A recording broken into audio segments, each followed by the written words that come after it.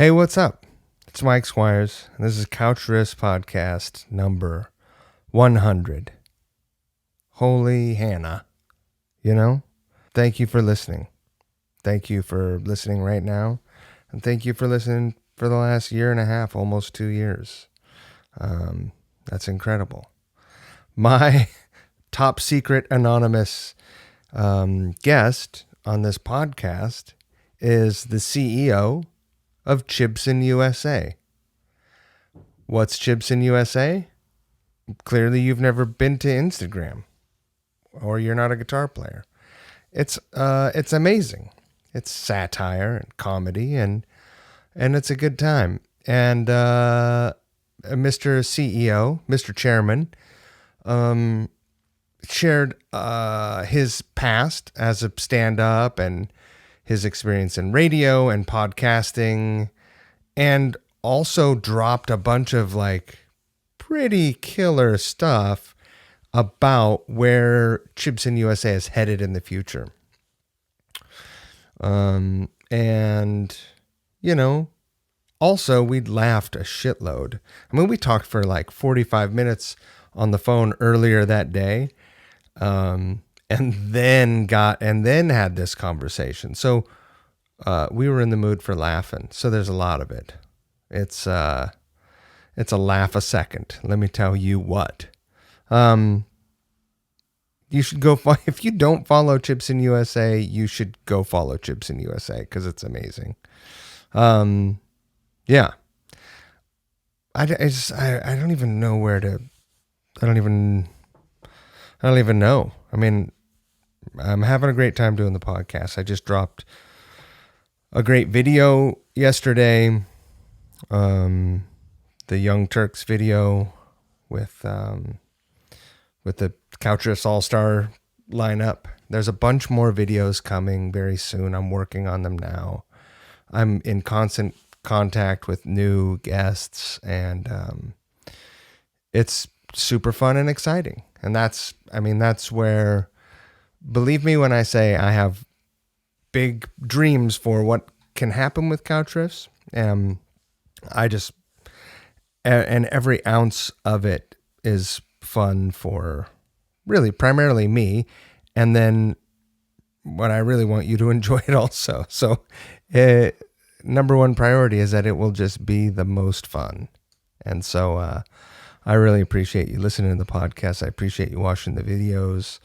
And I really appreciate folks who have been supporting the podcast, and their support. Your support is the reason really that I am able to do this stuff. And that's no bullshit at all. No bullshit. That's real talk. So right now I want to thank you guys. Okay. So listen, thank you, Ryan Waters. Thank you, Hayden Smith. Thank you, Jamie McParland. Thank you, Teresa Morgan. Thank you, Matt Gabbs. Thank you, Justin Jones. Go check out his guitars. They're killer. Thank you, Doug Starkovic. Thank you, Deja Colantuono. Thank you, Adam Pranica. Thank you, Dan Hurst.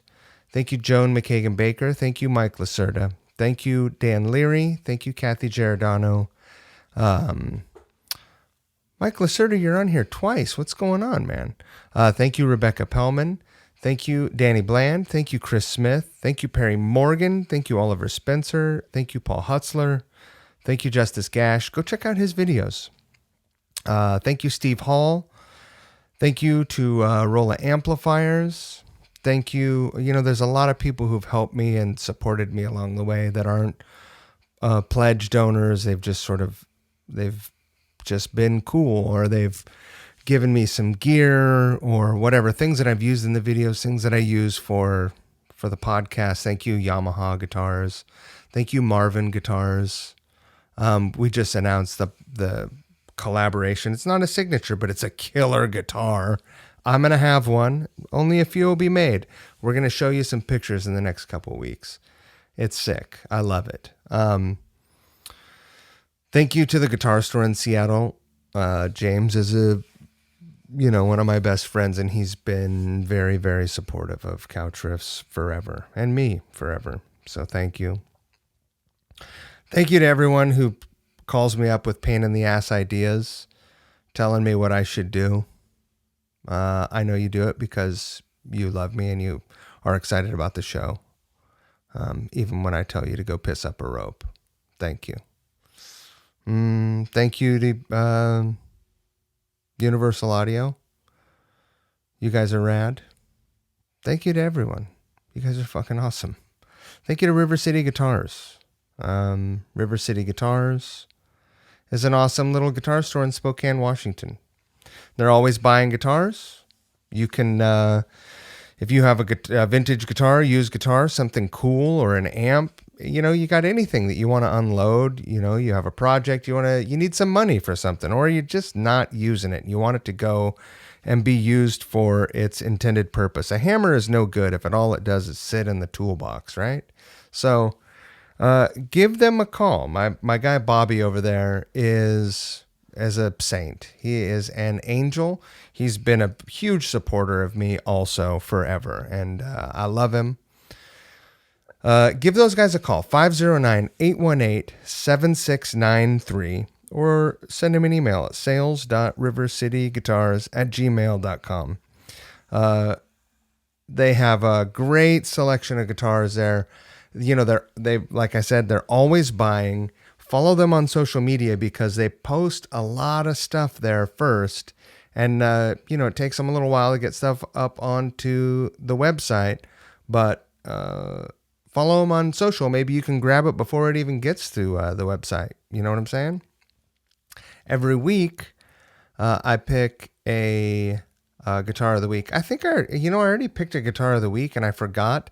But what I'm going to do is I'm going to pick this guitar because I think that it almost seems like something that that Chibson would have some sort of a version of. This is the Dean Baby Z. This is a 1981 Dean Baby Z. It's a tiny Explorer, sort of, like Honey, I Shrunk the Kids kind of thing.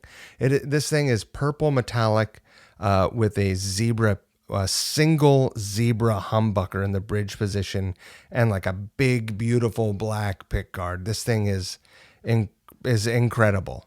Incredible. And the headstock is that beautiful Dean, reverse V shape, which I really love. I love a Gibson Flying V. I think I almost love the Dean headstock better. Sorry. I just do. I'm not a purist in that way. No one makes a Les Paul like Gibson, though, let me tell you. So, this thing, like I said, this thing is amazing. You got to go see it. Who doesn't want a metallic purple Explorer shaped guitar? This thing is incredible. $12.99. Go get a look. rivercityguitars.com. And don't forget the golden rule. Treat people the way you want to be treated. Don't be a dick. Always and forever. Just don't be a dick. It's not that hard. Look around. People need help. People need help from time to time. You need help. Other people, they're not any different than you. Don't ever fucking kid yourself. I don't know why the fuck I'm still talking. Yeah. Hello, you hear me? Oh yeah. Oh yeah. You've got you're got a doubling thing going on. You sound like huge, larger than life. That's the way we like it. It's a little creepy. Here, what if I do this? What about now? Oh wait, is that better? Oh, there it is. There it is, right? Yeah. Now you sound good. Now I sound normal. I sound normal until I start talking. Oh yeah, I leave the video on just for vibe, man. Yeah, I like that. But we just capture audio. That's it. Okay. Dude, that is sweet sailing art behind you. It's inspiration. It's like if Nagel was a marine enthusiast. I think it's Tamarack. If he had nautical aspirations. It's I think I have a captain's hat around here somewhere. I had a Couldn't thought find it. after our conversation and text onslaught, and that was the Chizard of Oz.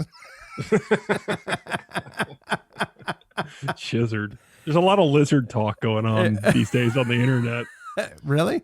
Oh yeah, there's all kinds of aliens and lizards. Oh, because of Lizard speak. reptilians. Yeah. Oh God. And I don't get pulled in. Oh no, this is great. No, I love this shit because, you know, here's the thing, right? Fuck. I mean, you hear those kind of crackpot things. You get like, what's the show? The sci-fi show with the guy with the hair, yeah, right? Alien, something. Ancient aliens. Yeah. Well, I mean, I've never seen an episode of that show just because of his hair. I was just like, what? It's pretty incredible, though. I was like, I can't trust that guy's hair. Maybe I'm going to be that guy for Halloween. I feel like sometimes when I open my mouth, I look like that guy. Just discredits everything. Here's the thing is, this year for Halloween, you have to be someone with distinctive hair. Right? Otherwise, it's like, who are you? Yeah, right. Like, I'm the Joker from I'm Jared Leto's Joker. Oh, I couldn't tell because I can't see your grill. Yeah, 30 seconds to Joker. 2020 has been so screwballs. Every day seems... every day is just a little bit weirder than the day before, right? Oh, am I off? It is. Are you? I'm sorry. We're freezing a little. Oh, hold on. I'm gonna change Wi-Fi.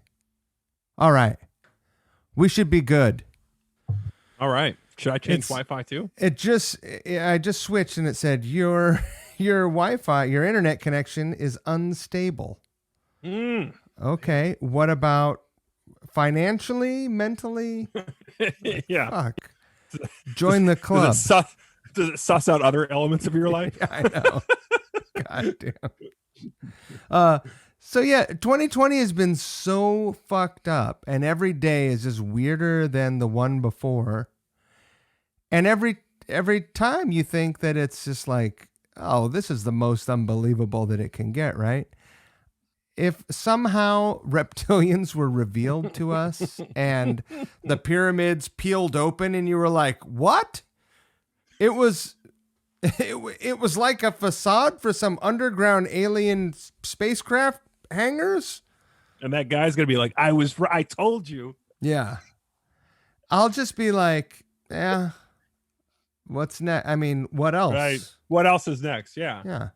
I mean, it's we're what, in August? No. Yeah, we're August now. I mean, it's not even, it's just barely the halfway point.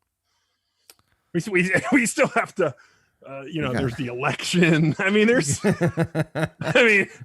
just getting warmed up. Do you remember?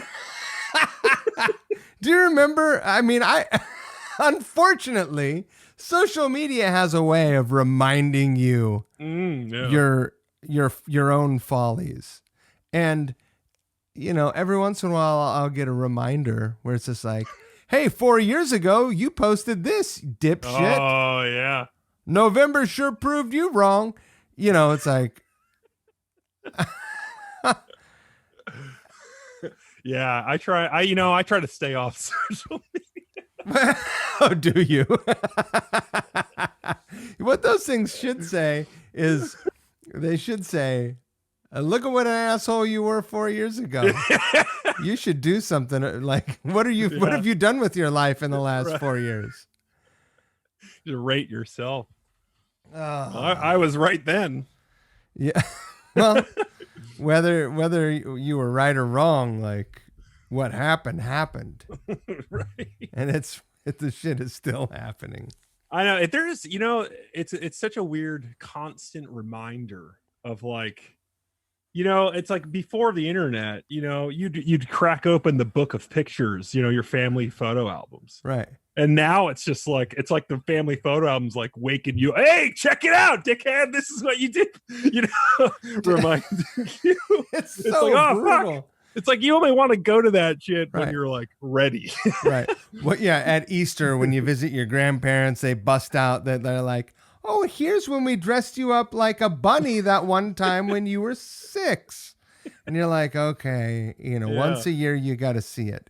Now it's just like, It's constantly. yeah, Yeah. Here's your sad emo phase one more time. right. Let's get that. Hey, send that picture of Squires with the swoopy sad bangs again. It'd be funny, man. That's funny. Oh yeah, it was when you were into juggling. That was really cool. Remember when you went through your clogs phase? Yeah. Oh man, it's still going through it. I can't. They're really comfortable. My feet know. just sweat a little bit if I don't wear socks, though. That's the thing. Yeah. It's just... I play basketball in them. I don't play basketball. Yeah, you play basketball in clogs. Hey, quit clogging up the lane. There it is. Oh, there it is. God damn it. Is it going to be like this for an hour and a half? It might be. I hope It could so. be. I hope so. Just let me know when we started or start. Oh, we're recording. I was hoping to like go an hour and then ask, but I couldn't help no, myself. that'd be great. Yeah. So when's this thing start, man? No, when you were doing a podcast, did you ever have something like that happen? No, because when I started doing podcasts, it was when I first started, I was so like, because I did it in character. I was like nervous, like, oh, this guy's gonna think I'm an idiot because I'm doing this thing in character. So I would like the first couple of them, I would call them and be like, so it's a podcast, right? But it's not me, it's not my voice, and I'd have to explain it. And then one time I called some guy who wasn't like a rock dude, he was like a writer. Yeah. He wasn't even like a legit, like, I mean, he was just a writer, and he just gave me shit. He's like, it's not my first fucking rodeo, dude. And like I was like, oh shit, like, cause I called him like, all sheepish, and then he just like let me have it, and I was like, fuck. So from that point on, I was like, well, I'm glad he did it. I learned a lesson from it, but I never had anything other than like the phone call dropping out and reconnect, and I never really had anything like. I did ask Don McLean once.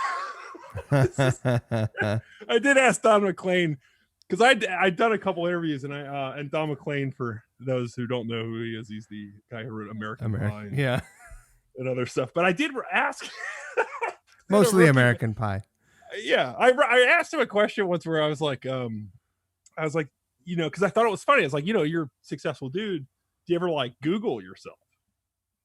And not thinking about the fact that he'd gone through like a really shitty divorce, like where his like wife like had tried to have him arrested or had him arrested or something. Right. I just slipped my mind. And he's like, and he thought I was like, had you Googled yourself because there's all this shit about you. And I was like, oh shit. So I did have that one embarrassing.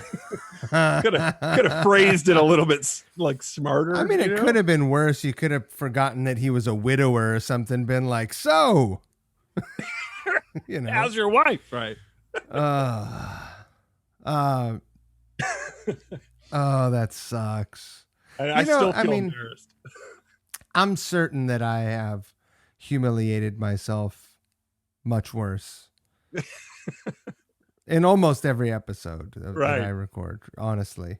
Well, I'll point it out when you do it on this. Awesome. I hope so. Here's the thing.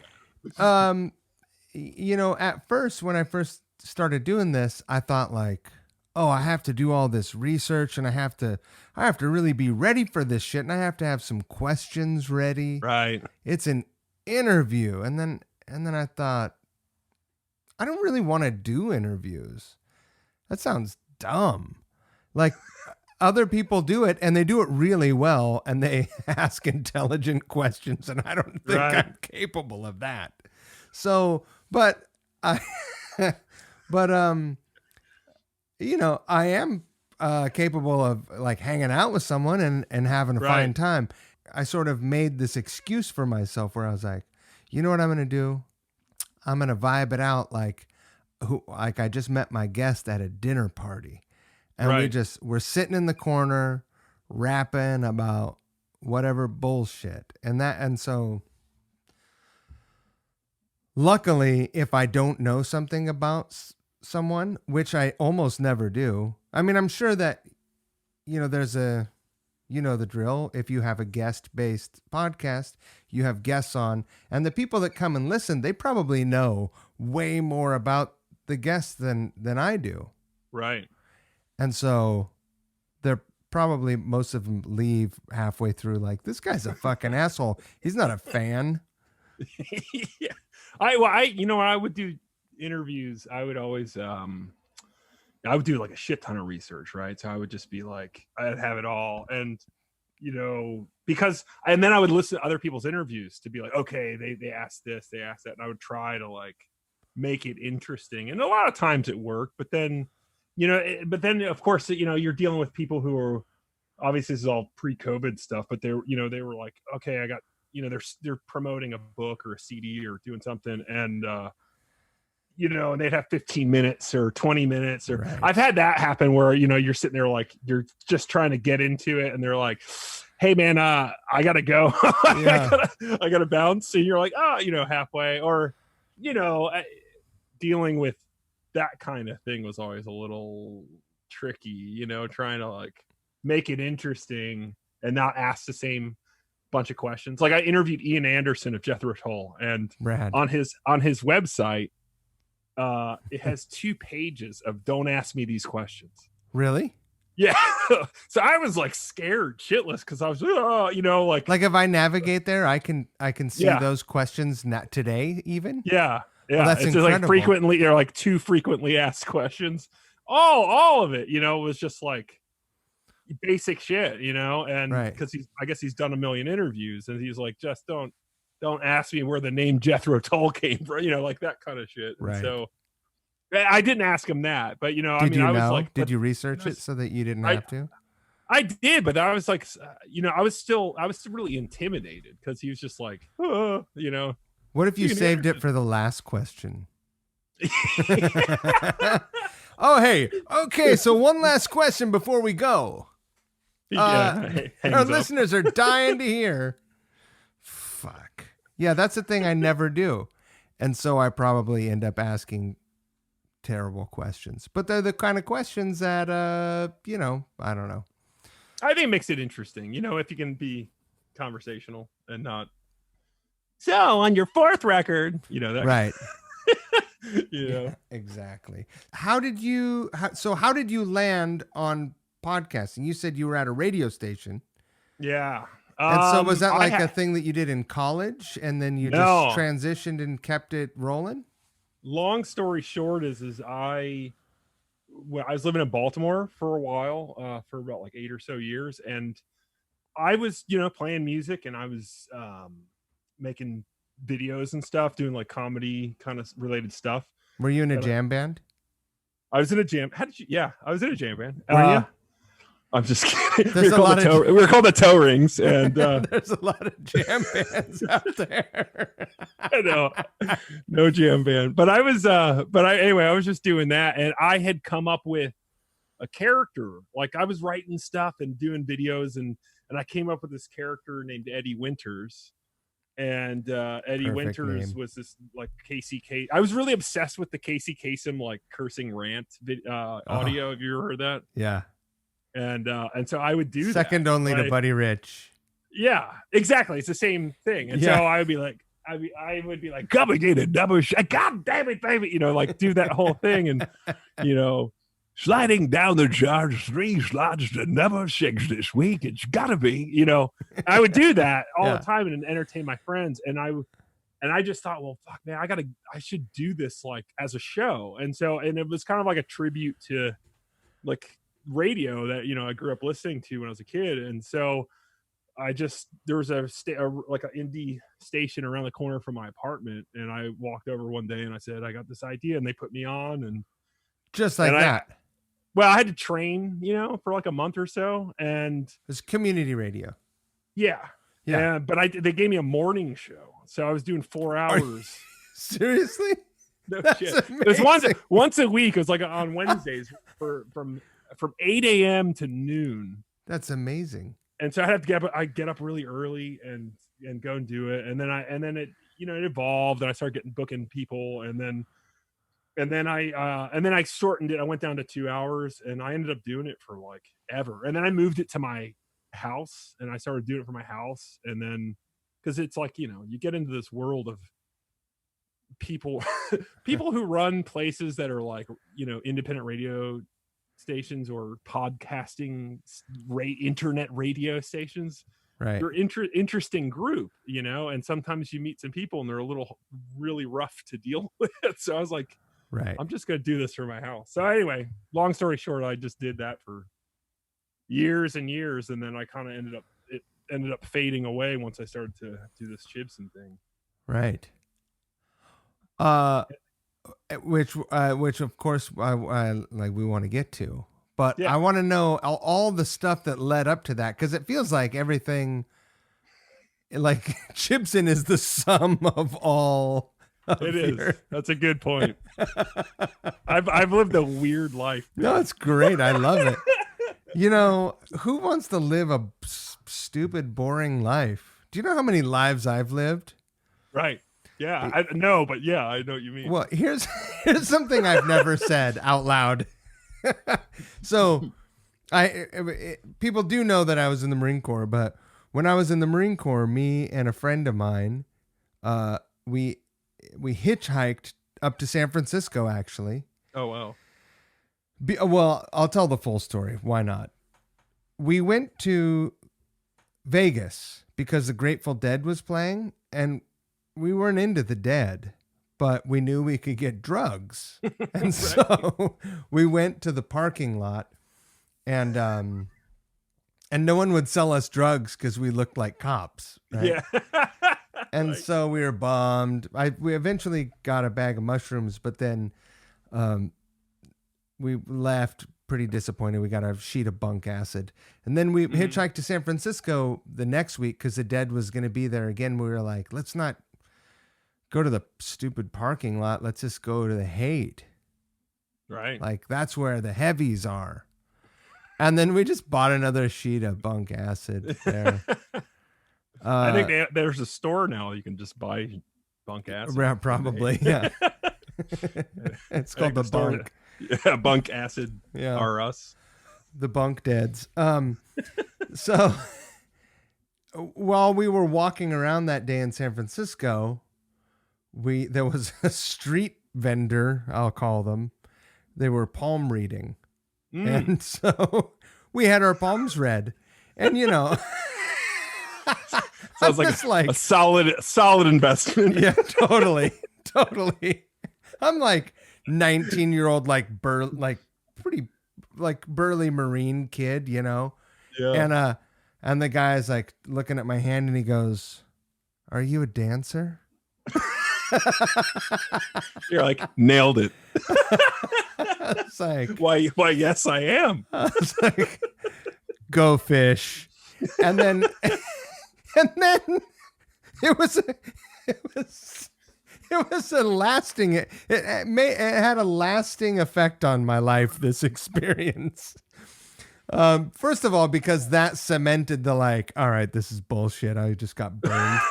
I just got burned for $7 or whatever, And then he goes, like always, they'll be looking, they're digging for something. He goes, "Oh, interesting." Right. Oh, interesting. And I was like, "Oh yeah, I hope so." Well, yeah, I hope so, because that dancing thing really sucked. He's like, "You're gonna do a lot of things before you decide what you're really going to do." Oof. And I was like, damn. Every time I quit something, I remind myself of that experience, and I'm like, "Look, the fortune teller said I was going to go through a lot of different things before I found the thing that lasted." Wow. Yeah. Nailed it. Fucking nailed it. So I credit him for setting you on this path. Yeah. So good. Man, he was right. killed it, man. He killed it. So, where did you grow up? You didn't grow up on the East Coast? I did. You I did? grew up in I grew up in between Baltimore. I lived in Baltimore, and then I lived in Savannah, Georgia. So wow. I lived. So I grew up, early years until like 6th grade was in Maryland, and then I went down to Georgia, graduated high school, and then I lived in Atlanta after high school, played in bands, and then after about 8 years in Atlanta, I decided I would go to Baltimore again.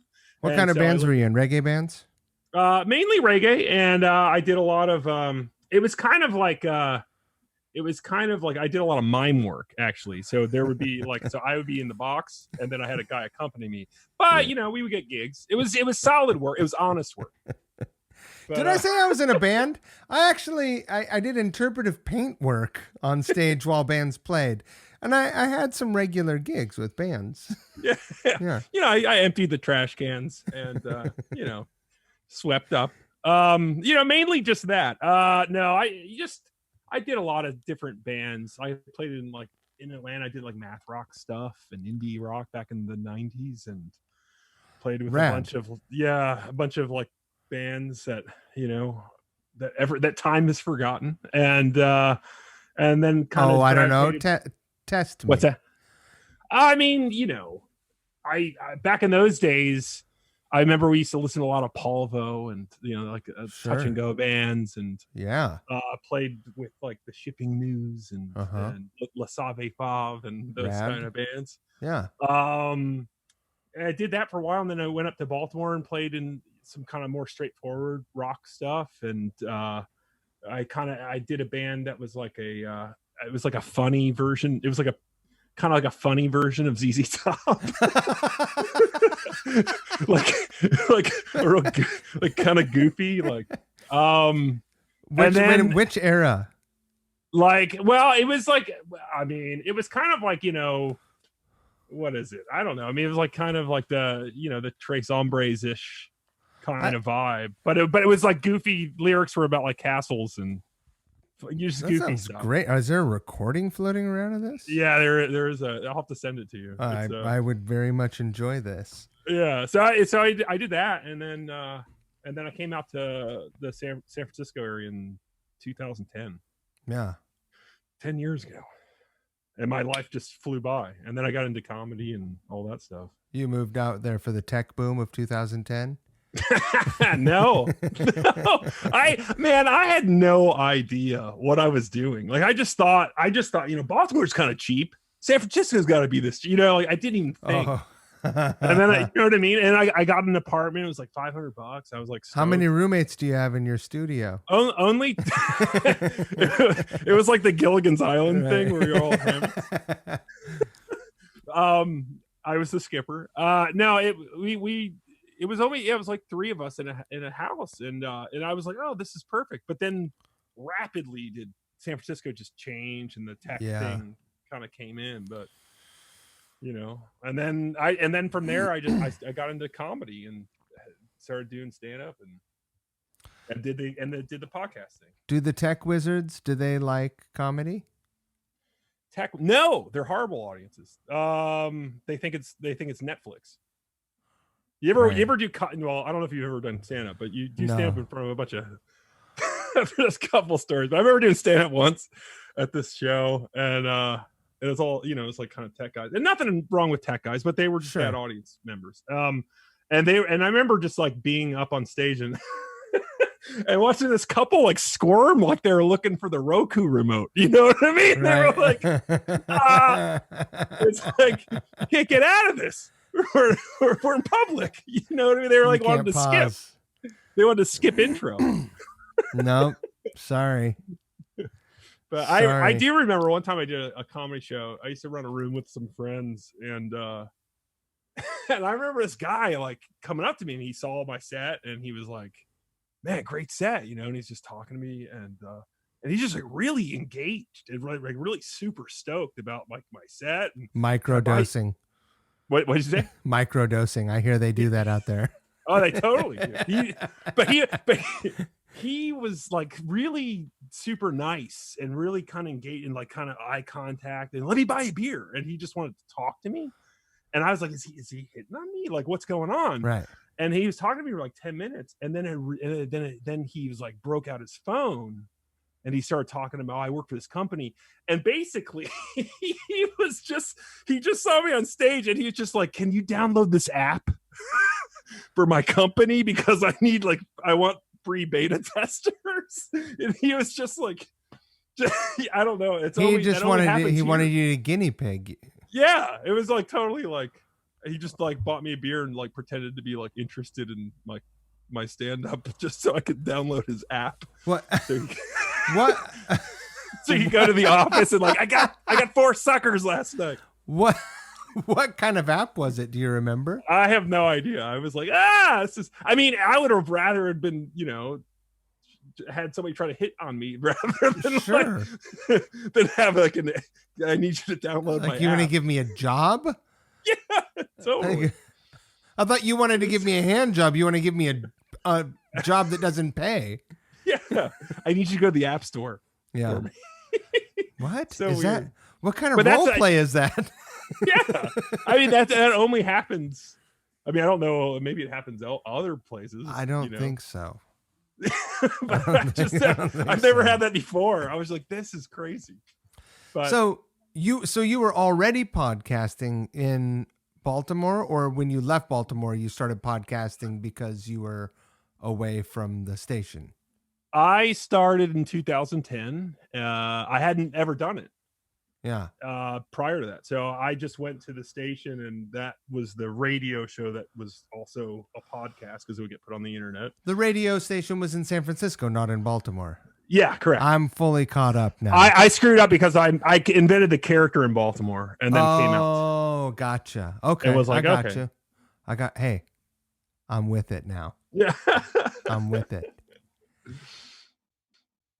This started as like just you going on as this character. Yeah. And then who was your very first interview?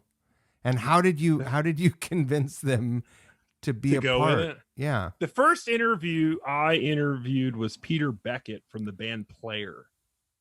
Player has the hit song, the 1977 hit song, Baby Come Back. They did the song Baby Come Back, right? I love that song. Right. Yeah. I mean, it's a fantastic song. AM classic. And it's got a hot bass line and it's a quasi yacht rock kind of hit, Oh yeah. And so he was the first real guy and he was stoked about it, and he was super sweet, and him and Ron Moss, the bass player in the band, probably did like a good 20 minutes. And that was the first one. And I remember you had both of them. Yeah. Are they still performing? They are. I mean, not probably this year, but they're right. They were. I think they kind of had a, not to get into their story, but they kind of split up. I think like a year or two ago over something. But they were performing. They were doing all the yacht rock reviews kind of things and casino stuff, like yacht rock, Captain and Tennille. Yeah, playing with like Christopher Cross and. Right. I heard Christopher Cross is a ripping guitar player. Is that true? Yeah, there's some story and I think there's photos, but I think he sat in with like Deep Purple in like 69. Like what? I think it's either I want to say it's Deep Purple. I could be wrong, but it was like some band like that. Like if it wasn't Deep Purple, it was 71. It was like early 70s, I think. But he sat in like their guitar player couldn't do the show, and he back in the day like crushed ripped it up. it. And there's like, I wish I had that all wrong, right? But I'm pretty positive it was somebody like Deep Purple though.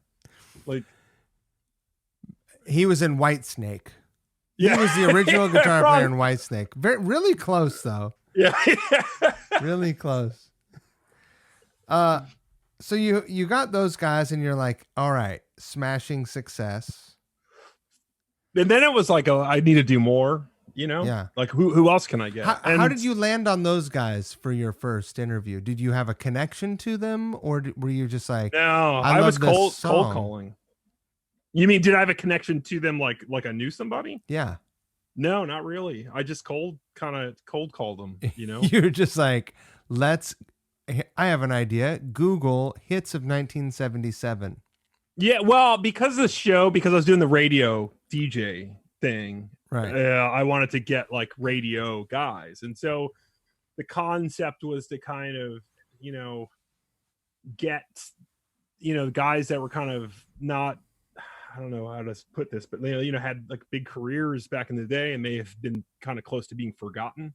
Right. And so I just wanted to kind of explore that territory of kind of preserving, some stories and some, putting these guys, making it relevant, making, like when was the last time they were doing long form, say, interviews and talking about that stuff. And, that Peter Beckett he was from Liverpool and he saw the Beatles at the Cavern Club, and you're not ever going to hear that story. Yeah. It's just like, crazy stuff. And, so I was totally, because I'm a super geek on that stuff. So I was like, totally, tell me more, that kind of thing. That's amazing.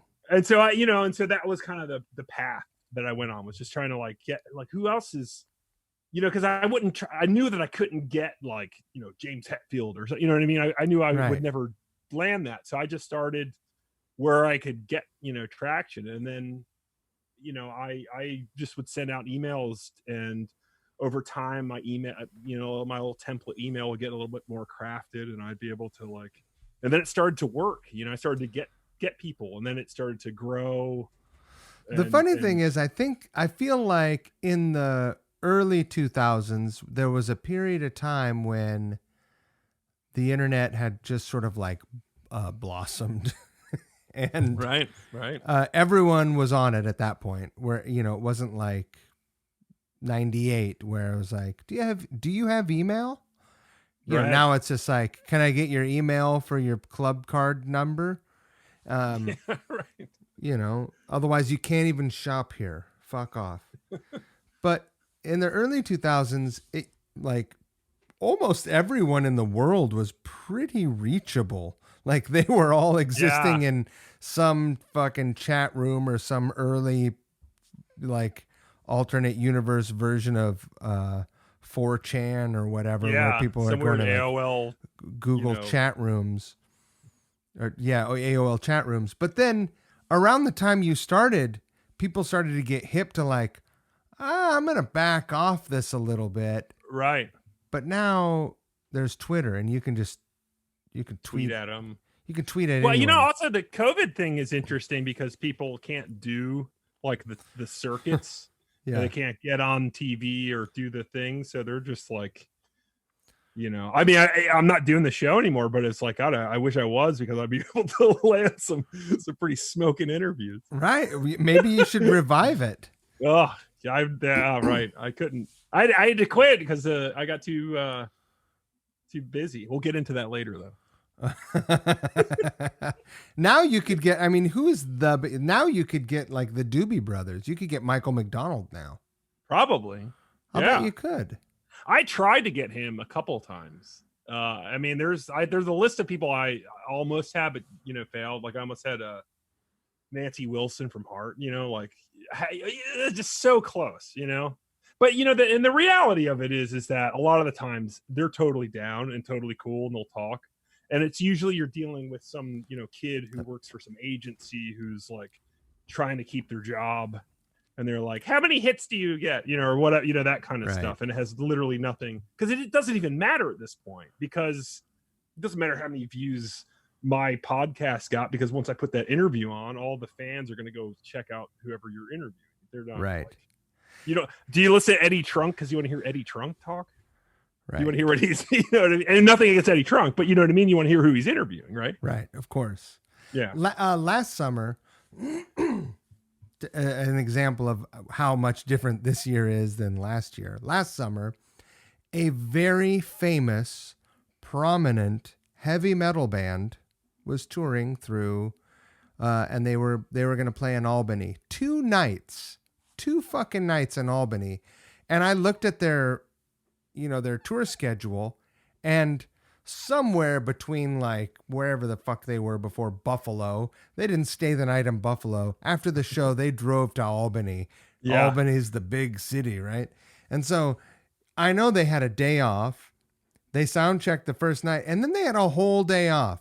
And I was like, I'm going to get this guy. And I thought, non-original member, right. like has been come into the band recently, but has been welcomed into the band. And I thought, this is great. And this is a band that I'd even played with before. And I'd met this motherfucker. And I got a personal invitation to him. And he was like, oh, you got to talk to the publicist. And I was like, all right, maybe that's the case. Maybe, maybe as the noob or whatever, he doesn't get to make calls like that. Fine. And then, I hit up the publicist, and the publicist was like, hey, yeah, your show looks pretty fun, but nobody cares. Really? Yeah. Really? Yeah. Yes. Yeah. No, it was incredible. I still get emails from him about, whatever 70s prog rock keyboard player. That's the worst, man, when they turn you down, but they put you on their list. Yeah, other shit. I'm on his mailing list, and it's like Raphael Gerbils of the band, of like the third keyboardist in progressive band Asia, has written his autobiography, and it's out on Pegasus Press or whatever. Fuck. I think I interviewed him.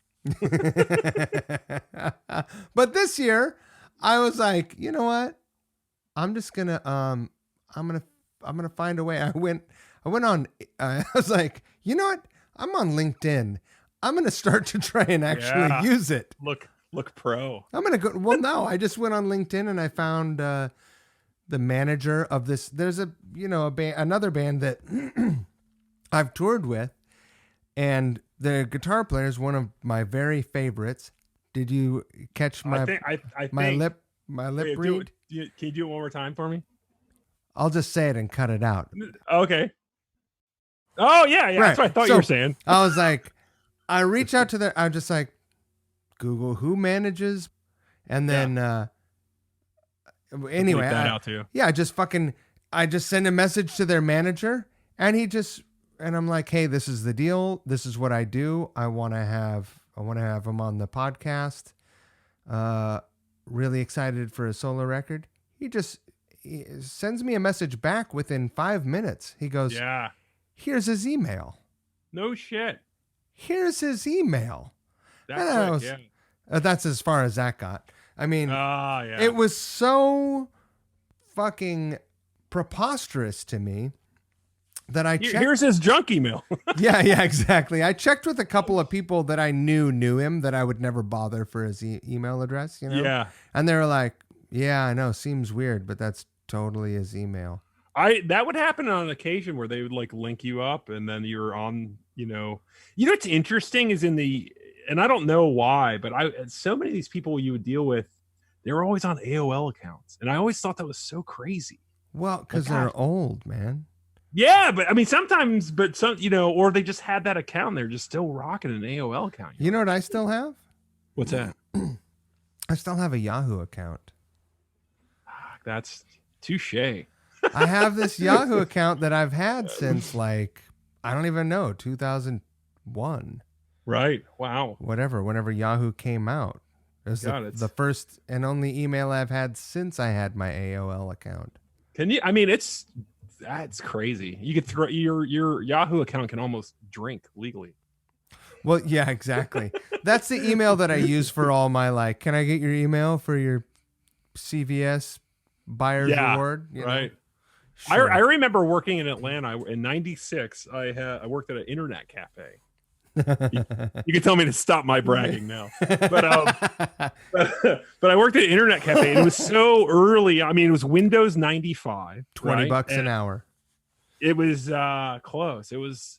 I want to say it was. Sorry, I'm getting a weird call. It was. It was like 19 or 20. It was like 20. It may have been 20 something, but it was also. But they charged for an email address. Like they charged like $25 it was $6 an hour, but they charged $25 a month to keep an email address because it was before webmail. Right.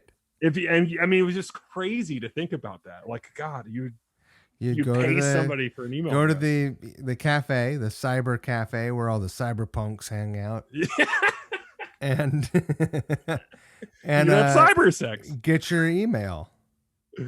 I mean, Wild West in those days too. I mean, internet was just so like crazy. Yeah. Yeah. I mean, but anyway. That's amazing. I digress.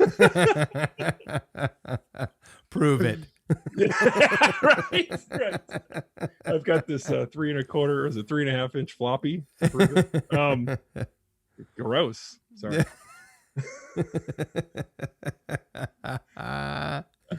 So has the show started yet? No. I'm gonna wait till the good stuff kicks in. Okay. I'm gonna wait till the drugs kick in. Right.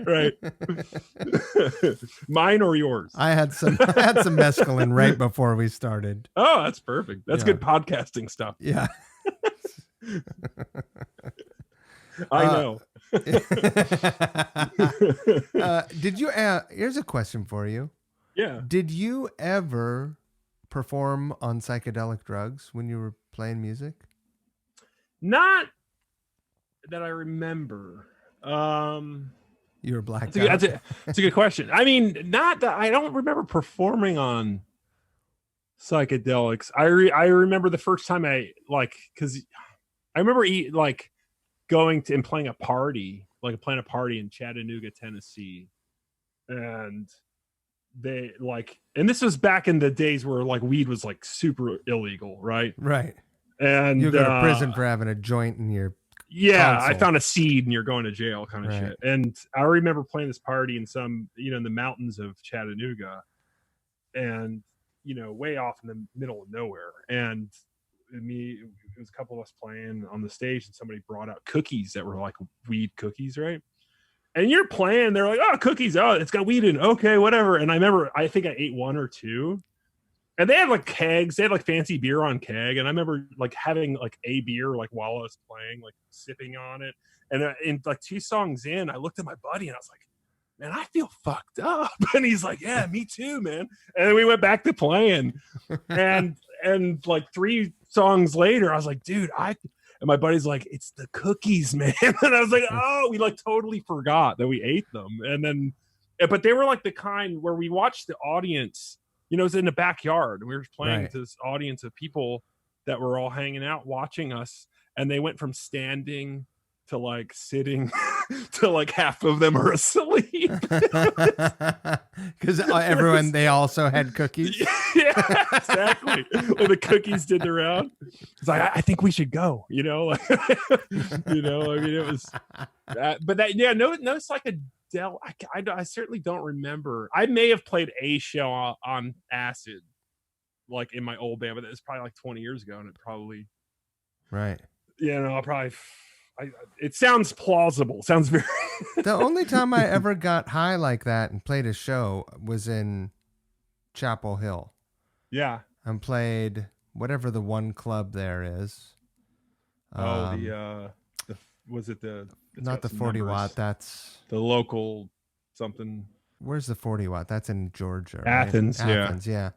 I was super high, and I was in this band, and we had a light show and strobe lights and stuff, and I was so paranoid that I wasn't going to remember what to do.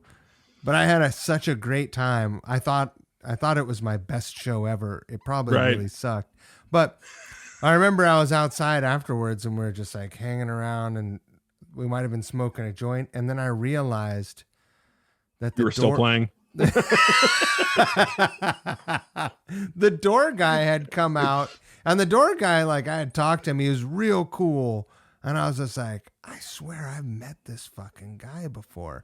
And then we're high, and we're all sitting we're smoking a joint in the alley behind the club, and I'm like, holy fucking shit, it's Ed Crawford. It's fucking Ed from Ohio. Oh, you knew this guy? It's Ed from Ohio from Firehose. I was wow. Holy fucking shit. Oh, and I was I was all high and just losing my shit, I was just Ed from losing Fire. my fucking shit. Yeah, and I was just like, whenever something like that happens, where I'm like, That's the last place you want to be on acid too, right? no, and you just don't want to. You don't want to like meet your idols, like someone that you really look up to, Yeah. and like see him having a door guy job. Oh, Like yeah. you're like, God, that's a job for me, not you. What do you do? Like, you never want your idols to have a real life, because that's just an affirmation that you're making the wrong choices for your own. Right. Oh. That rock and roll does sometimes not pay. You don't say? Does it pay? Hey kid. Fuck. First taste is free, kid. Tell your friends. Yeah, totally. You think that rock and roll life? Look at me, kid. For real. It'd be like my life is going to be like a Scared Straight, Right. for the School of Rock set. Oh no, my life won't be so bad. I mean, I keep it together. Look at me. I know you got some guitars. You got a. I just couch. set this up, man. Look at this shit. It looks pro, right? Looks pretty that. real. I got that painting. That's all I Look got. at that. This is the champagne room. That's what I call my studio room. You got a great pole in there. Yeah, thanks. I got my two dogs back here. Oh, look at that. Okay, so how long has the Chibson thing been happening? Well, I started in I inherited it from my dad, who inherited it from his dad. And it's just been in the family. We've been doing it for years. No, I started in 2017. And just as a whim. I don't mean to like pull the mask off, but yeah, I started it. I basically, long story short, was I got laid off from my job. I used to work at a one of these streaming companies. Mm-hmm. It streams music. They're the you'll know them because they're the ones that take all the money and don't pay the artists. It's that company. I work for them. Just that's all of them. I worked for Pandora, and I worked for 4 years, and then I got laid off. And then when I got laid off, I was just sitting there one day, and I was geeking out on the internet, and I had this epiphany. I stumbled across some videos. I hate to say it, man, but I bought a guitar that was made. That was I wanted it to say Chibson on it. I was like watching Chibson videos of people like, right. Like you've seen the videos on YouTube, and then they're like, it's shitty, it's terrible, don't buy it, but here's the link, and then so I was like, and and honestly, man, I was just like, I had a bunch of guitars. Some of those pictures look great. Yeah, and the finish and all this stuff. You're like, so good. And I was like, man, I could get a gold top for $150, Right. And so I just one night, man, I think I used an old Yahoo account, and I bought a guitar from AliExpress, and just to try it out and see what it was about. And I waited a month. And when I was waiting, I was just like, you know what, man, I was swearing off social media, and I was like, and I made an account on social media, and I just thought I called it Chibson USA because I thought it was funny. Right. And I put a couple things up, and literally had no followers. I just thought, well, it's just funny, I'll entertain myself. And I put a couple things up, and and like one or two people kind of like followed it, and I was like, oh, that's funny. I had like 5 followers, and then I would post like once a month. Right. The guitar showed up, and I was like, it looks like a piece of shit. It did look, the finish was all fucked up, and it looked like they painted the gold with like a paintbrush. No shit. Like it had like paint, I'm not even kidding, man.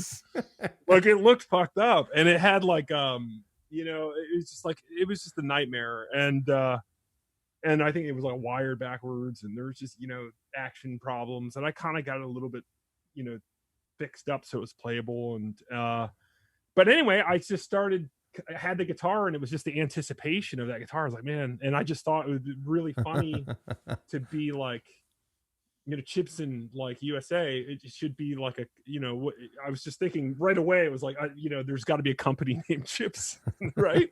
There's just got to be, this thing. And so I kind of just went with it. And so I started to post things, and, eventually it got, eventually got reposted by someone big. And then that's when it kind of was like clicked, I was like, oh shit, people get this. As you started to develop, really hone in on the style of stuff you were going to post, did you take the old, very earliest original stuff down to create some content? It's all up there. It's all there. It's all up there. I've only taken down one post in the whole history of it. It's all up there. It started really, I mean, it's so funny too, because it started like the one about how General Lee played a Chibson, and that's part of your heritage. Right. Oh, you saw it. It's been screenshotted and shared on Reddit. I will be canceled in September. Come to my cancel party.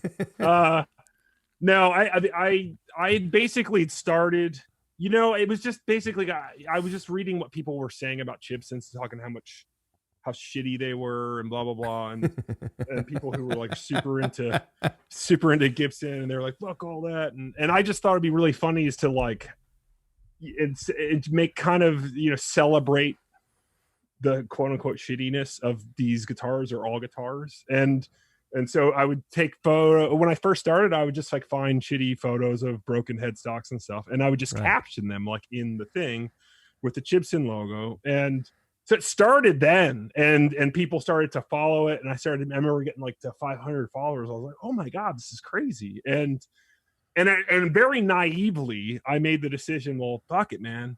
I'm going to post daily, because I could like find like 7 of those photos and caption them. And so I was like, yeah. And I had like 8 in the, like on the burner. I could just like kick them out. It was like no big deal. And then it started to get harder to find good photos. Right.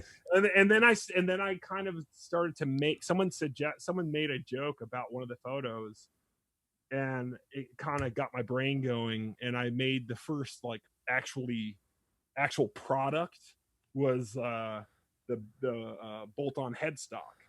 I remember that. Right? I remember that. So you had a bolt-on neck and a bolt-on headstock. And I knew I was onto something, right? Well, people were like, "This is a good fucking idea, man." Like, why hasn't anyone done this? Yeah, there's got to be a better way. And then remember that post just did really well, and I was just like, fuck, and so, and then I kind of tried to go back to what I was doing, and I was like, fuck, I'm gonna make another one that's kind of for my own brain, and then that kind of snowballed, and then but I'd already made this decision I was gonna post daily, so I was like forced to like keep pace. Now I've painted myself into a corner. Basically, I've got to keep going. I know the feeling. I don't know what you're referring to, but I can see it on your face. Here's a couple things. You've done funny stuff a lot. Did you spend a lot of time when you were you the funny guy in the van when you were? It's so funny that you say that, because most of the stuff I thought was really serious. Right. So it's kind of shocking. It's kind of shocking that you. Was I? What are you making? I was fun of always that. You know, I was always kind of weird and goofy, and I was like, it's kind of what led me into doing stand up. It was just like, right. I was people when I was doing music, people were like, you should do comedy.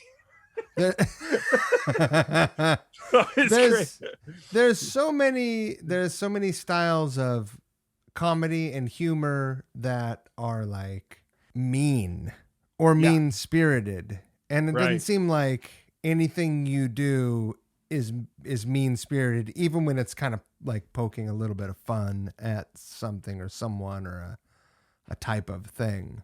Right. I try to be positive, Yeah.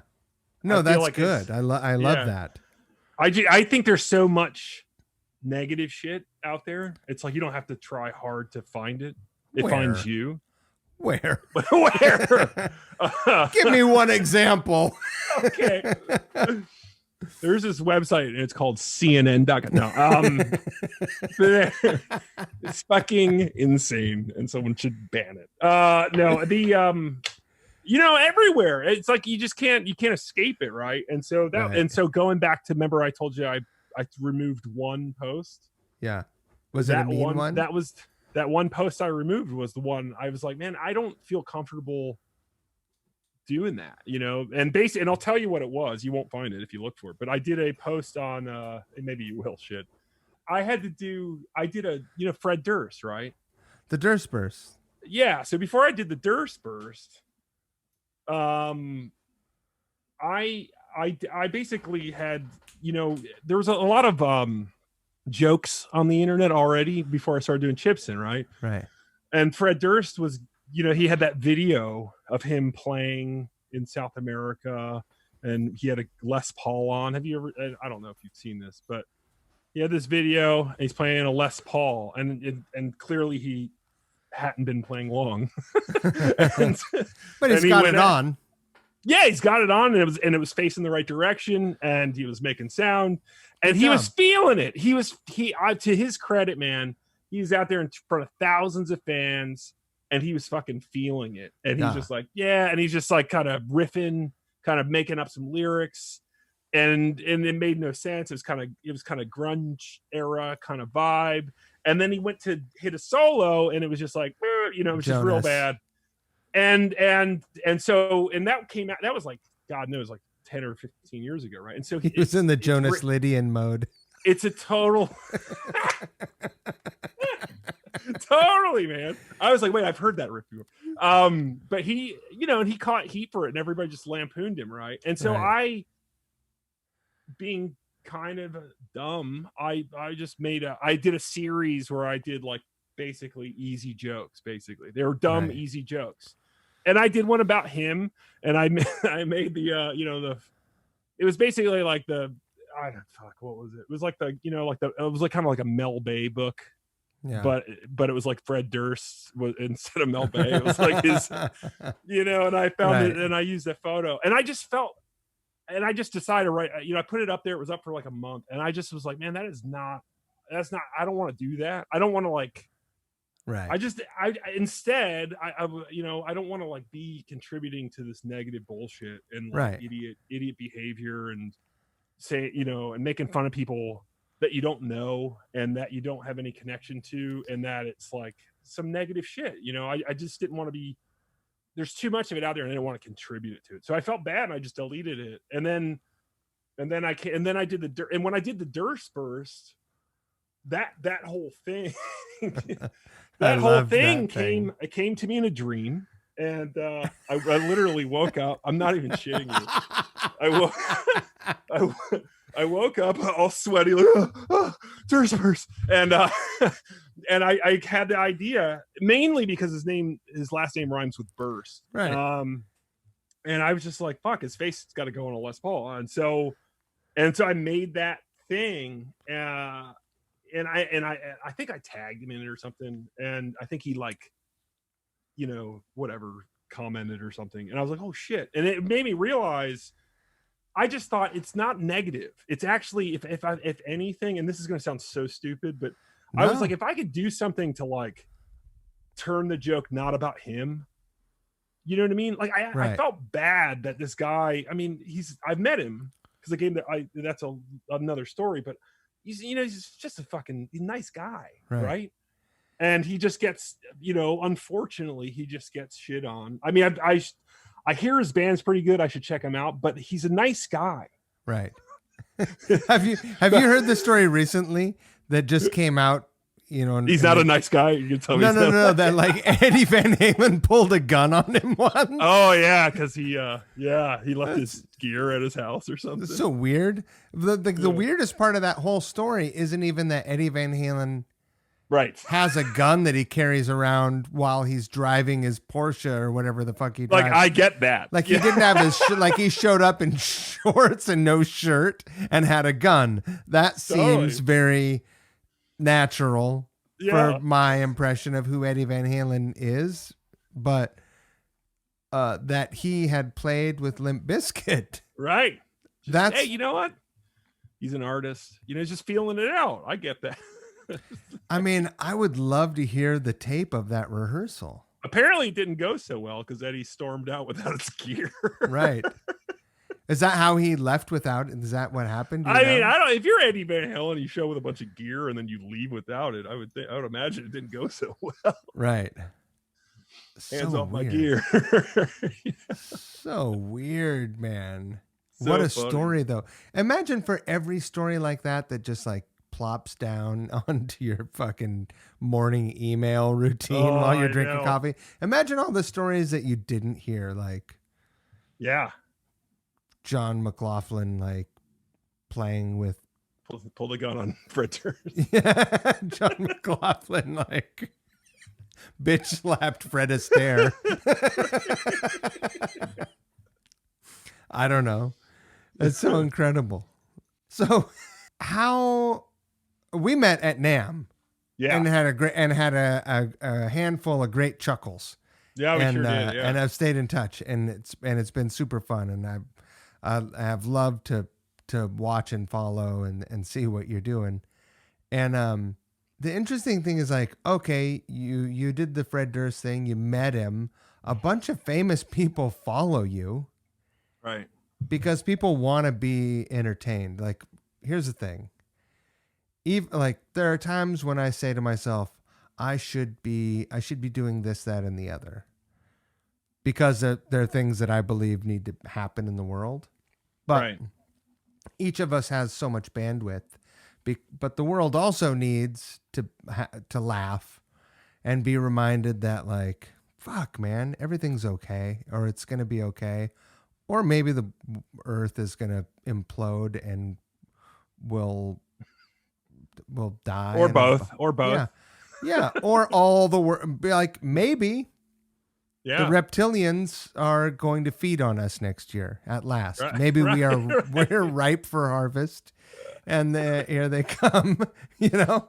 And so I don't know. I think people need to be able to look at their phones while they're on the toilet, which is what people do, really. Right. And they need to be able to smile, you know, because there's like not a lot of shit that's making people smile right now. Yeah, that is true. Well, and there's also so much outside of making people smile. I mean, there's just so much weird shit going on, you know, and it's kind of what you're saying. It's like the world's going to end. Everybody's sick, and, you know, it's a lot of fear and a lot of whatever. And,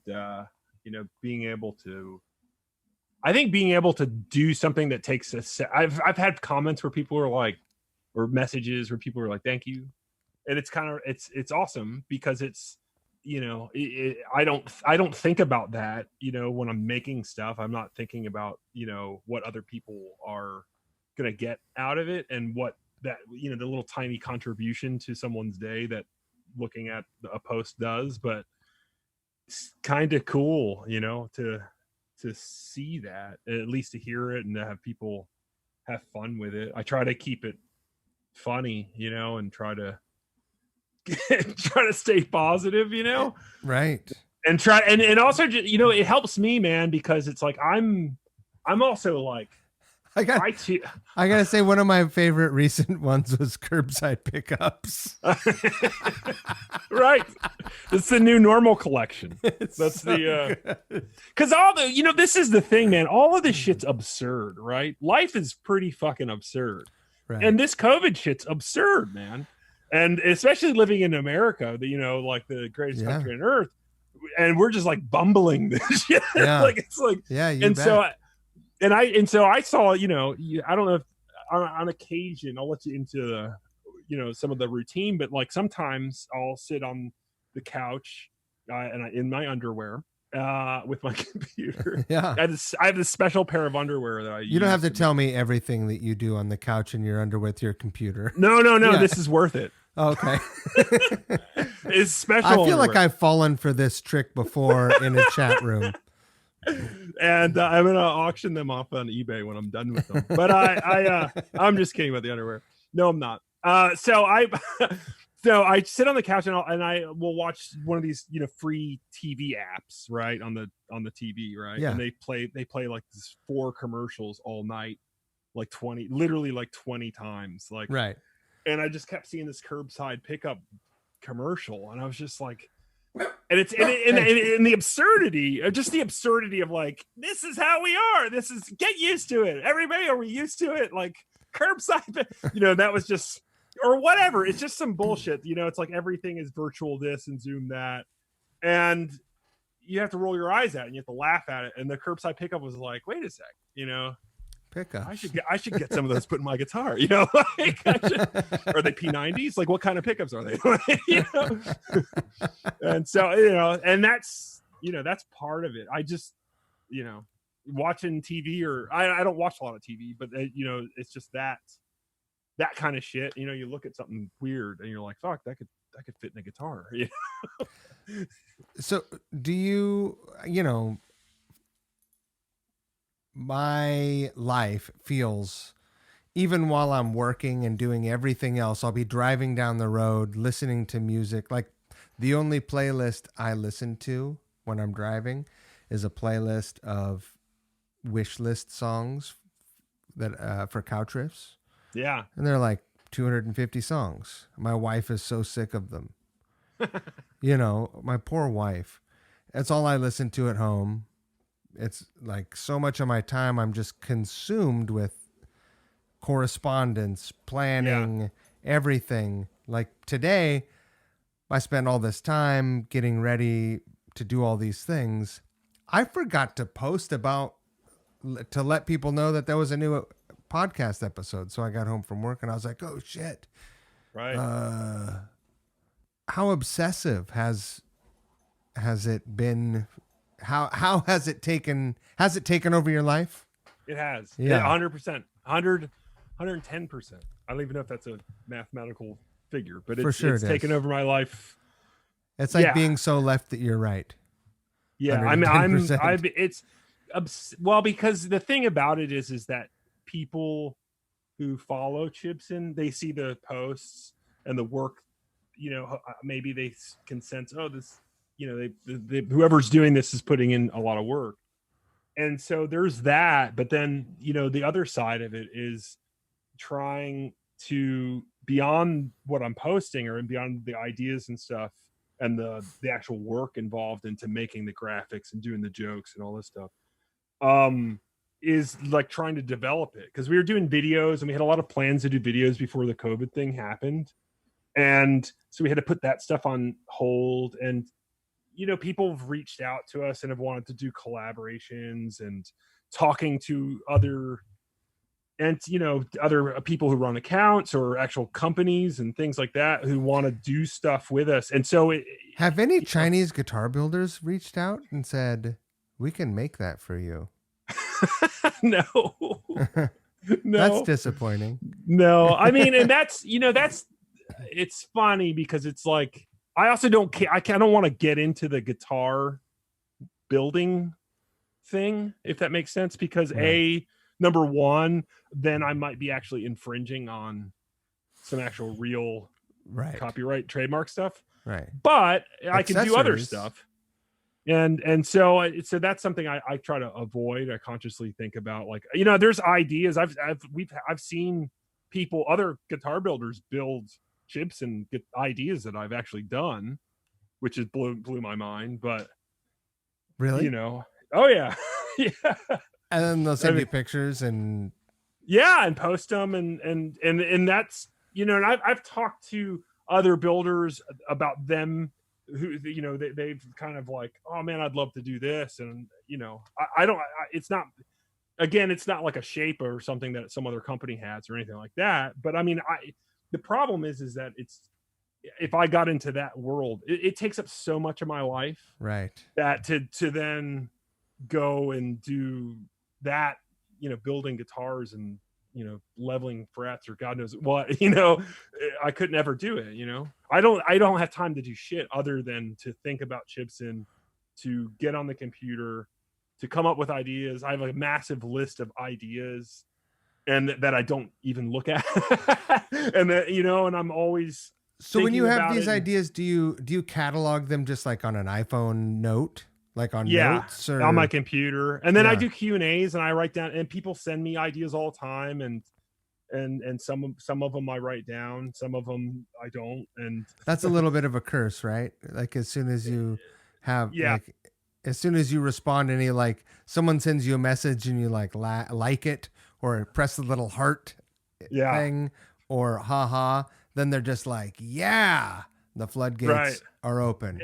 Well, and also it's like, you know, a lot of people will send you ideas that you like. I don't mean to, whoever did it, I don't mean anything against you, but like I did like a I did a Gordon Ramsay one, right? The Gordon Ramsay guitar. Right. And someone like a week later is like, fuck man, you should do a Gordon Ramsay guitar. It's like, you know, like just fucking scroll down like a half an inch, you know. It's like, and so, but you know, and that's whatever. I mean, I don't mind that, but it's like, you know, so you get a lot, once you open the floodgates, you get a lot of shit that you've already done, and sometimes really terrible ideas or it's not terrible ideas, it's just ideas that doesn't mesh with my thing. My sense of humor or whatever. How can I even make that funny? Or I don't even understand the reference. My mantra this year has been like, there's no such thing as a bad idea. Oh, there are. I mean, I told you about my solo record, and which I don't talk about the details on the podcast.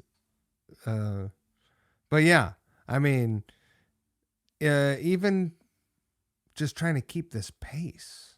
Like, I think the problem with the COVID thing is like it opened it up where now I'm like, I'm just grinding all the time, doing stuff in terms of like trying to make, you know, the next post and stuff. And by the way, I was gonna say, well, let me finish this thought. Is that, you know, it's like I've raised the bar for myself pretty high. Yeah. So when things start to go back to normal, it's like there's no turning back in terms of, you know, what am I gonna go and, well, now that we're back to normal, I'm gonna go get an office job. And, you know, like I'm not like, I can't, like I'm fully invested and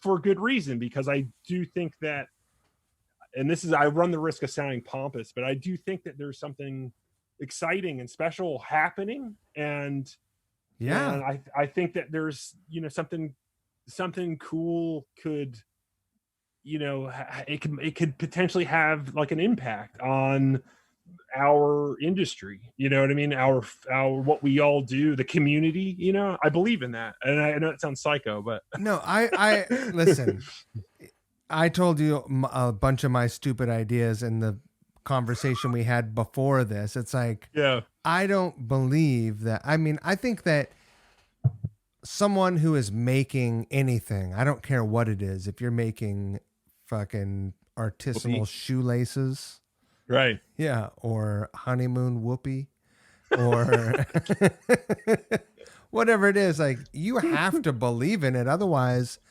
who the fuck else is gonna? Yeah, you know. It's true. I mean, it has to start with you, and you have to think it's funny, and you have to be entertained by it every time. And my wife would testify to this in a court of law.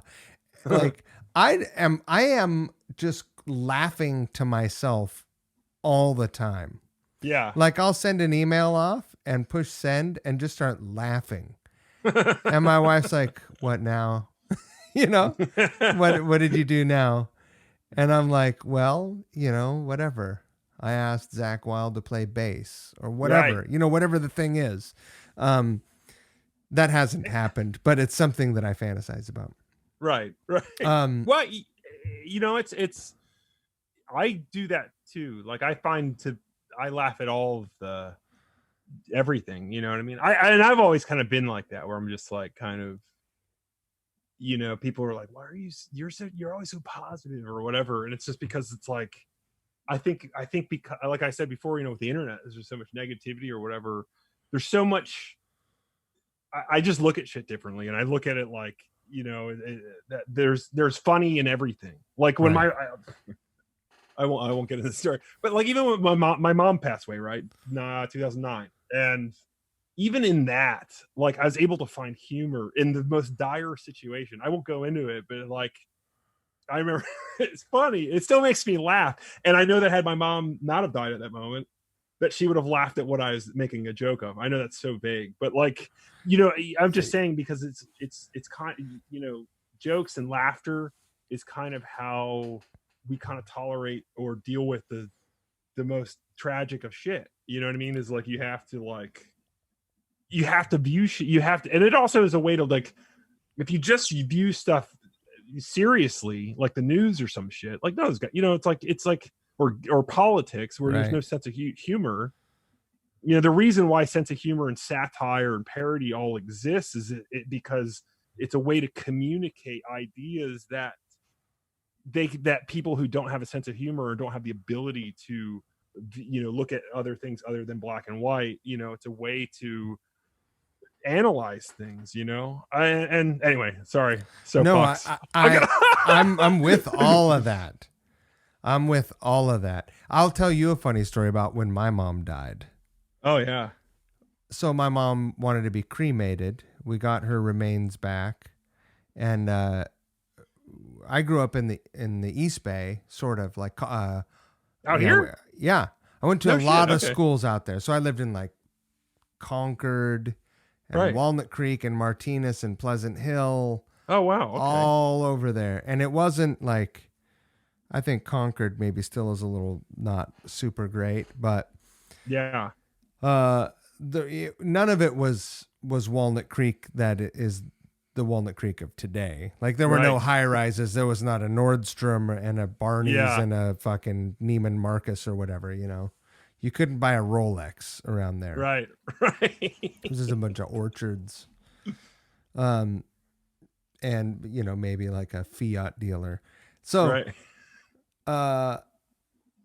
she wanted to be buried, or she wanted to have her ashes scattered on Mount Diablo. You know Mount Diablo there? Oh, of course, yeah. So we're like, okay, great. So we get up there. Now, my mom was a fucking character, right? She just kind of like growing up, she just sort of, she did things her own way. We didn't have much. We moved a lot of times in the middle of the night, or, just like we shuffled around a lot, and not big on following the rules or the law. My aunt was really concerned about getting a license because you're supposed to have to spread ashes. Yeah. Oh wow, I know you have a license. Wow. Yeah, because they're human remains or whatever, right? Oh right. I was like, what's the test like for that? I was just like, are you fucking kidding me? No way. Like that goes against the entire foundation of my mom's life, to like get a license to have, like, no way.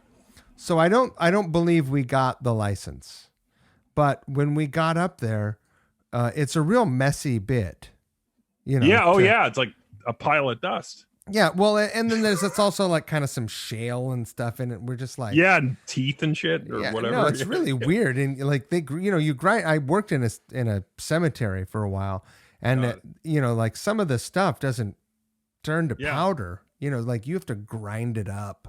Yeah, it's really gross. Yeah, it's weird. It's funny. It's not like whatever.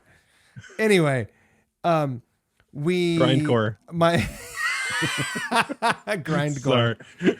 I couldn't resist. It's good. My sister-in-law was like, here, this is taking for fucking ever. We're all laughing because we're covered in, like, it's windy up there. You're covered in your mom. Yeah, seriously, just like dust all over us. And we're just like, this is so gross. And we're laughing. And we're like, okay, we've still got this bag and it's like half full still, and we're just fucking dusted. And so she's like, I'm just going to like flap it out like I'm, emptying a grain bag or whatever, Yeah. And instead what happens is she goes to do like flip it up in the air like she's shaking out a pillowcase, and she fucking throws it like 25 feet in the air with her force.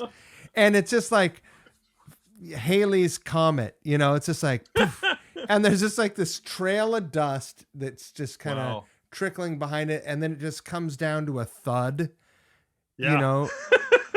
20 feet down the hill from us. And we're just like, let's just dump the rest out right there. It's totally fine. Yeah. And, but we're all laughing our asses off. And that's like, it perfectly summed up my mom's life. That whole experience right there was like, this is the perfect way to end her story. Beautiful ceremony. Yeah. It really was. It really was. My story that I didn't tell, I'll tell it real quick, is that when my mom died of cancer, and when the last 3 weeks of her life, she died at home, right? And we kind of did like a home hospice-y thing, right? And at the point that and I'm sorry that this is getting it's a brutal way to go. It was horrendous, right? It was terrible, right? I mean, it was, and this is why this is so funny to me, and maybe whoever's listening will find some humor in it, but it was horrific. It was fucking terrible. And she was like under medicated, and she suffered like the whole way. It was a bummer. It was a super fucking bummer. And at some point, like a week before she had passed, she was kind of still able to talk and function and stuff. And then it started to decline, and she lost the ability to talk. And she could only say, ma, ma, ma, ma, ma. And it was going on, and it was just like for like an hour. It was all she could say. And I remember we were trying to communicate with her. And like, what was she trying to get at? What was she trying to say? Right. And in my in my head, how like like in the movies and stuff where like like somebody dies and they have like they leave the will, or so there's always like some funny stuff in movies. And so when she was like ma, my brother is like trying to like, he's like grabbing like a photo. Is it him? Like what are you saying? And I was, is your brother funny? Yeah, well, yeah, he's a comedian. I have a comedian brother too. But okay. He was and I have a few brothers too, so it was a full family affair at this point. And this is why it was funny, because I had a brother to tell this to, this funny thought that came into my head as my mom is sitting there going ma, and my brother's trying to communicate with her. In my mind, I was like I was thinking in my mind, I was like, money, where's the money? I thought she was trying to say money. It's like, where's the money, Mom? Draw me a map, Mom. Can you draw me a map? And so in my mind, I thought that was fucking hysterical, despite this I mean, she died like literally a couple days later, but I still think it's right. There was no money and there was no map. Right. Yeah. My mom's cancer moved to her brain. Oh fuck. It's super fucked because like it starts, same deal, same kind of thing, but before it affected her ability to move around. Yeah. It just sort of like fucked up everything she did.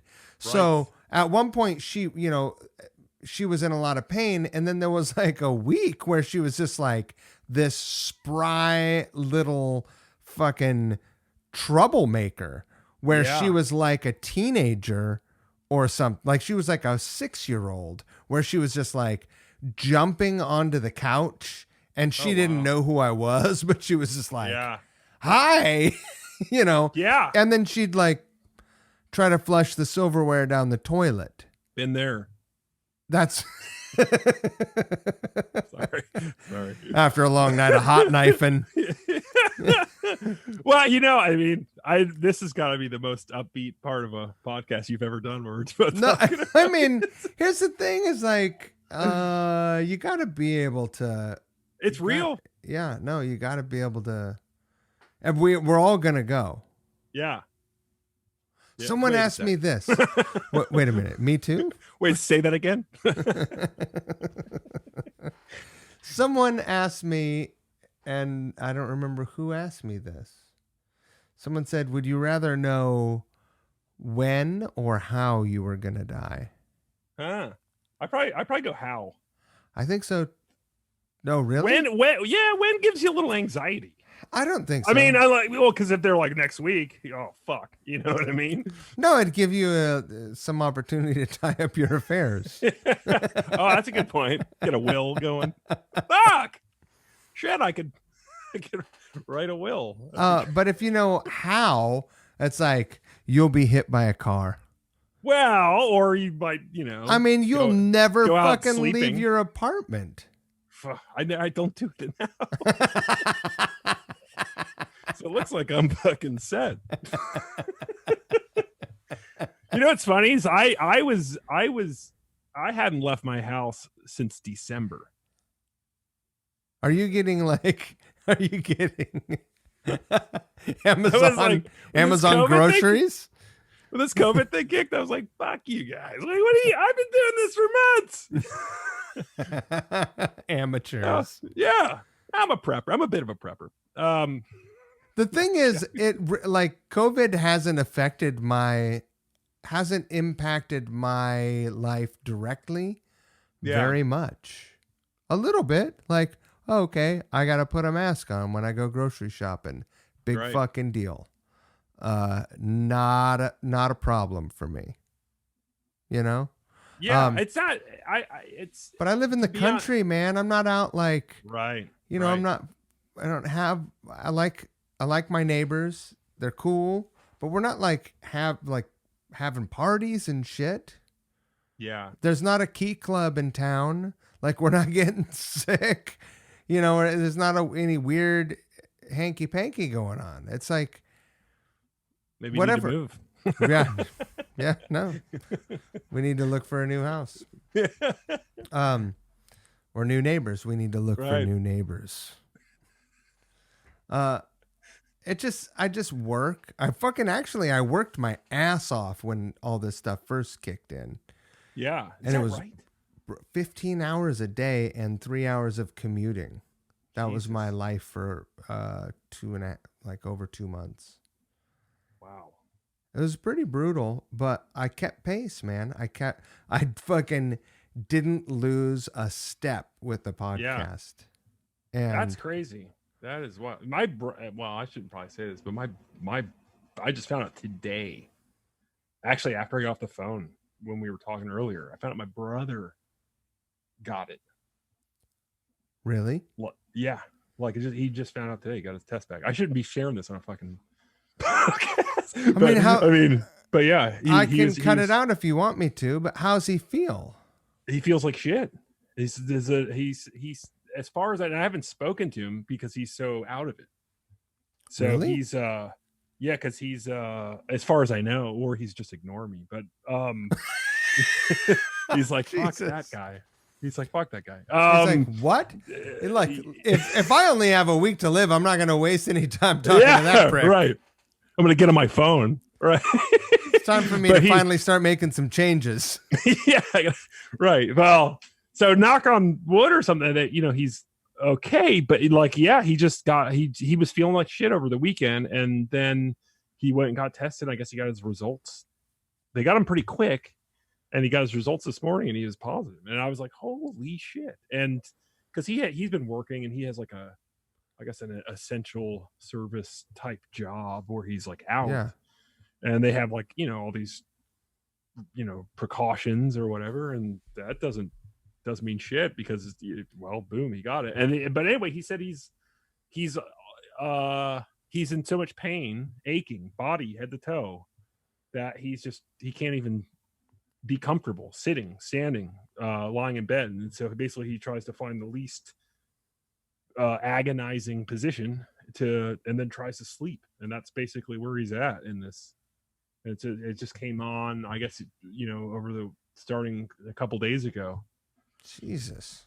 And, it's just whatever. I don't want to, it's crazy. And, it's crazy to think, again, this is why I haven't left the house since December, but but it's just crazy to, when it's all cool and on television and shit and funny jokes. I've been making COVID jokes on Chibson for months. Right.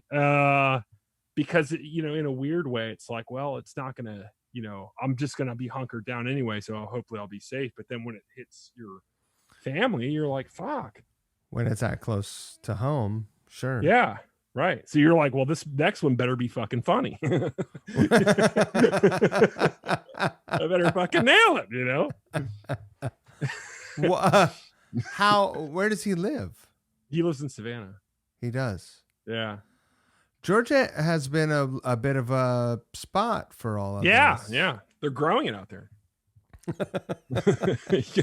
Get it through a drive-through.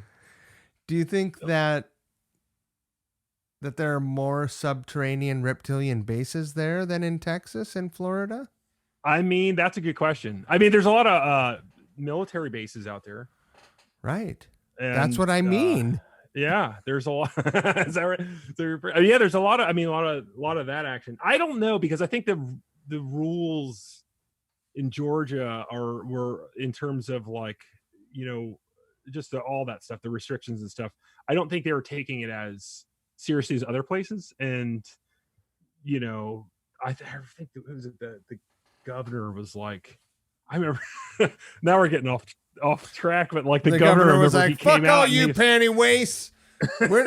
He was like, he came out with like some doctor and was like, I didn't, you know, this is like 3 months in, and he was like, you know, I didn't even know that you know, wearing a mask was like you know, and either it was total bullshit, which I think it was, or it would like, have to be. He had a doctor next to him. They're like, we didn't know. We just thought, you know, it was a suggestion. Like, we didn't think, like, craziness. And that's, again, the absurdity of this whole thing. Right. The absurdity to me is so, it's shocking. It's shocking. Like, I'm no fucking scientist, right? But like, wait a minute. Know, but I know I'm not a scientist. Show's over. So, wait a minute. You're not a scientist? I'm neither. Yeah. But anyway, God, I'm just blowing this, aren't I? No, the world is indeed a fucking banana split. It sure is. You know? It is. Have you thought about making Chibson masks? Every time I turn around, I'm like, there's someone's, you know, I get those ads as I'm scrolling through Instagram, and it's like a merch company or some, you know, they're like, you know, make personalized masks that you can sell to your fan base. And I'm like, I got that email today. I'm like, no. Yeah. Like, that's the same thing. I'm not going to commercialize and try and capitalize profit on this. Yeah. Well, you might as well, because everybody else is doing it. Fuck. Applebee's is. Yeah. Well, I mean, I know everybody. I mean, you know, what's funny is back in the day when this was all like, it was all like, it's just going to last a month. you remember at NAMM, everyone's like, ha ha ha. Right. And God knows we were probably all getting it then. But, you know, back when it was like early, I made a few masks. I made the Kiss masks and, and all that. And then I did one with the grill cloths and all that. And then people legit started like just selling masks. And I don't know. I mean, I'm sure that people might want something like that, but I don't feel cool. Right. I don't know. I feel weird about it. I don't feel, if I do sell a mask, it's going to have one, you know, like a cutout for your nose. Like a chin strap. It's going to have a window, you know, it's going to, you sell a mask that looks like a goatee. Right. It's like, totally. It's like a throwback 90s COVID. It's like your early 2000s Eddie Van Halen goatee mask. Yeah.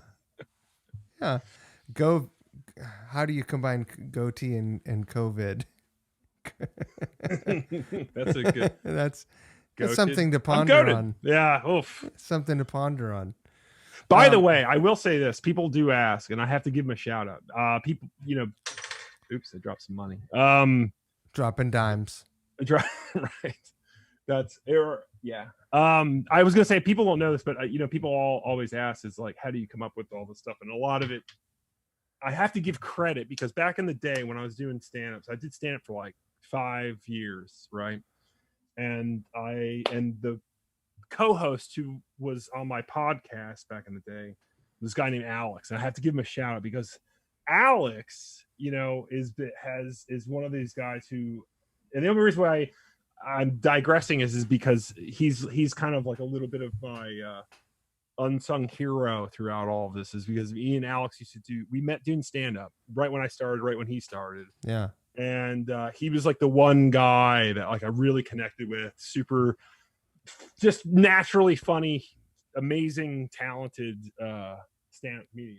And he was also a guitar nerd, and like he did like a camp with like a guitar thing with Robert Fripp, and like plays just crazy shit, and we geek out and stuff like that. And so we were all, and when we were doing the podcast, he was like a close, just so funny, and we were in sync, and I was doing my character, and he was like my kind of the guy that I would bounce off of. And throughout all of this Chibson thing, Alex he's the voice, by the way. Okay, so if you've ever watched any of the Chibson videos, like the commercials, he's the voice. Oh, rad. So Alex, and hopefully if NAMM ever happens again, hopefully he'll come out for it, but because he lives in Ohio. But I just have to like give a little bit of credit because he'll comment in the posts and stuff. But he's been, like anytime I'm working on stuff, he's always been my soundboard kind of thing, or sounding board. Is that the right word? But I'll be like, yo, and we always kind of like riff on jokes. And so, sometimes when I'm doing stuff, if he's around, I'll be like, yo, what do you think of this? And then just like when we did stand up, like we would always just riff on jokes and like kind of help tag each other's jokes. And that relationship is kind of can maintain. So it would be ignorant or whatever of me to not mention that, Alex has been kind of my right hand man throughout all of this, and so I have to give him his due. That's awesome. That's awesome. Yeah. So he's also like it's I was gonna say he's just also one of the most naturally funny dudes I've ever met, and it's like kind of, and he's super smart. Like he's also like a super really intelligent guy, and it's just one of those when I'll show him something and he'll be like, oh, that's great. Or when sometimes he'll just nail it and he'll come up with, I'm like, man, I've been working on this fucking post forever. And then he'll just say something and it'd be like, oh, it's perfect. Right. Is he responsible for, so like most posts, they'll have like the main theme. Yeah. And then there'll be a couple of extra tags, right? That are like, they'll be like play on words. Yeah. It's there's been times where he's come up with like, oh, I was thinking about this, and I'll be, oh, and it'll inspire me, or I'll run with it. Or if sometimes a lot of the ways I do it, it's funny, man, because it's a process of like, right. I'll have an idea. Sometimes, back in the day, I would, look at objects on the internet. I do a lot of scouring on the internet, and I would find weird objects. Like, for example, like a toaster oven or something. And I was like, I could maybe get that to fit inside of an acoustic guitar. And it's like there's a little chicken inside the toaster oven. And so I would, and I would call it, something, and I would maybe have a joke here, have a joke there. And then I would just send it to him, and he'd be like, he might just come up with some funny tag that like I wasn't even thinking of, or we'll riff sometimes. It's not we talk. We don't talk, actually. It's all through Messenger too. Right. So I like, it's like, hey man, I'm going to call you. This is the first time I've talked to him in like 8 months. Right. It's all through Messenger. And we but we'll riff that way. And, but ultimately I'm putting it together, and then just kind of, I'll send it to him. And then if it inspires him to come up with a tag, or it'll start us riffing or whatever. I mean, he does voiceover work as a job. So it's not like, he's sometimes busy literally like doing voice shit and for commercials and and so, and I'll mostly, I'll come up with stuff and put it out there. But if I can get him in to maybe throw a joke out there and maybe it'll work, Right. You know, it's just like sometimes it'll sweeten it. I was like, oh fuck, that was perfect. You know, I feel like at NAMM, I inspired a post, and did you? Yeah, you told me you were like, hey, I don't remember. I'm sorry. You're like, hey, I'm gonna steal that, and I'll tag you in it. I was like, you don't even have to. I'm just stoked. I think that I was one of those guys that for the next week, I was like, maybe I could have ideas, and I would send you stuff, and then I was like, what am I doing? Like, what if I was in his position? I would feel fucking really violated right now. I think, you know, it's the same thing. It's the same thing when I did comedy. It's it was same the thing, people... lawsuit cologne. Oh, is that? Did you? Okay, I remember that. Right. Did you suggest that? I forgot. I think that I think that I said something. You were like, "Hey, I'm going to use that for something." I got it. Oh, like it came. Okay. Like I said. So I said, "Smells like a lawsuit to me." Oh, right. That's all you got to say. And then you were like, done, fully formed in your mind. You were like, yeah, I could see the ones and zeros going up. It's funny because sometimes it works that quick. And sometimes it's like, you know, sometimes it's like you're sitting there staring at it for hours and you're like, what's the longest? Would you call them memes? I try not to. I don't feel like, I know this is going to sound pretentious. No.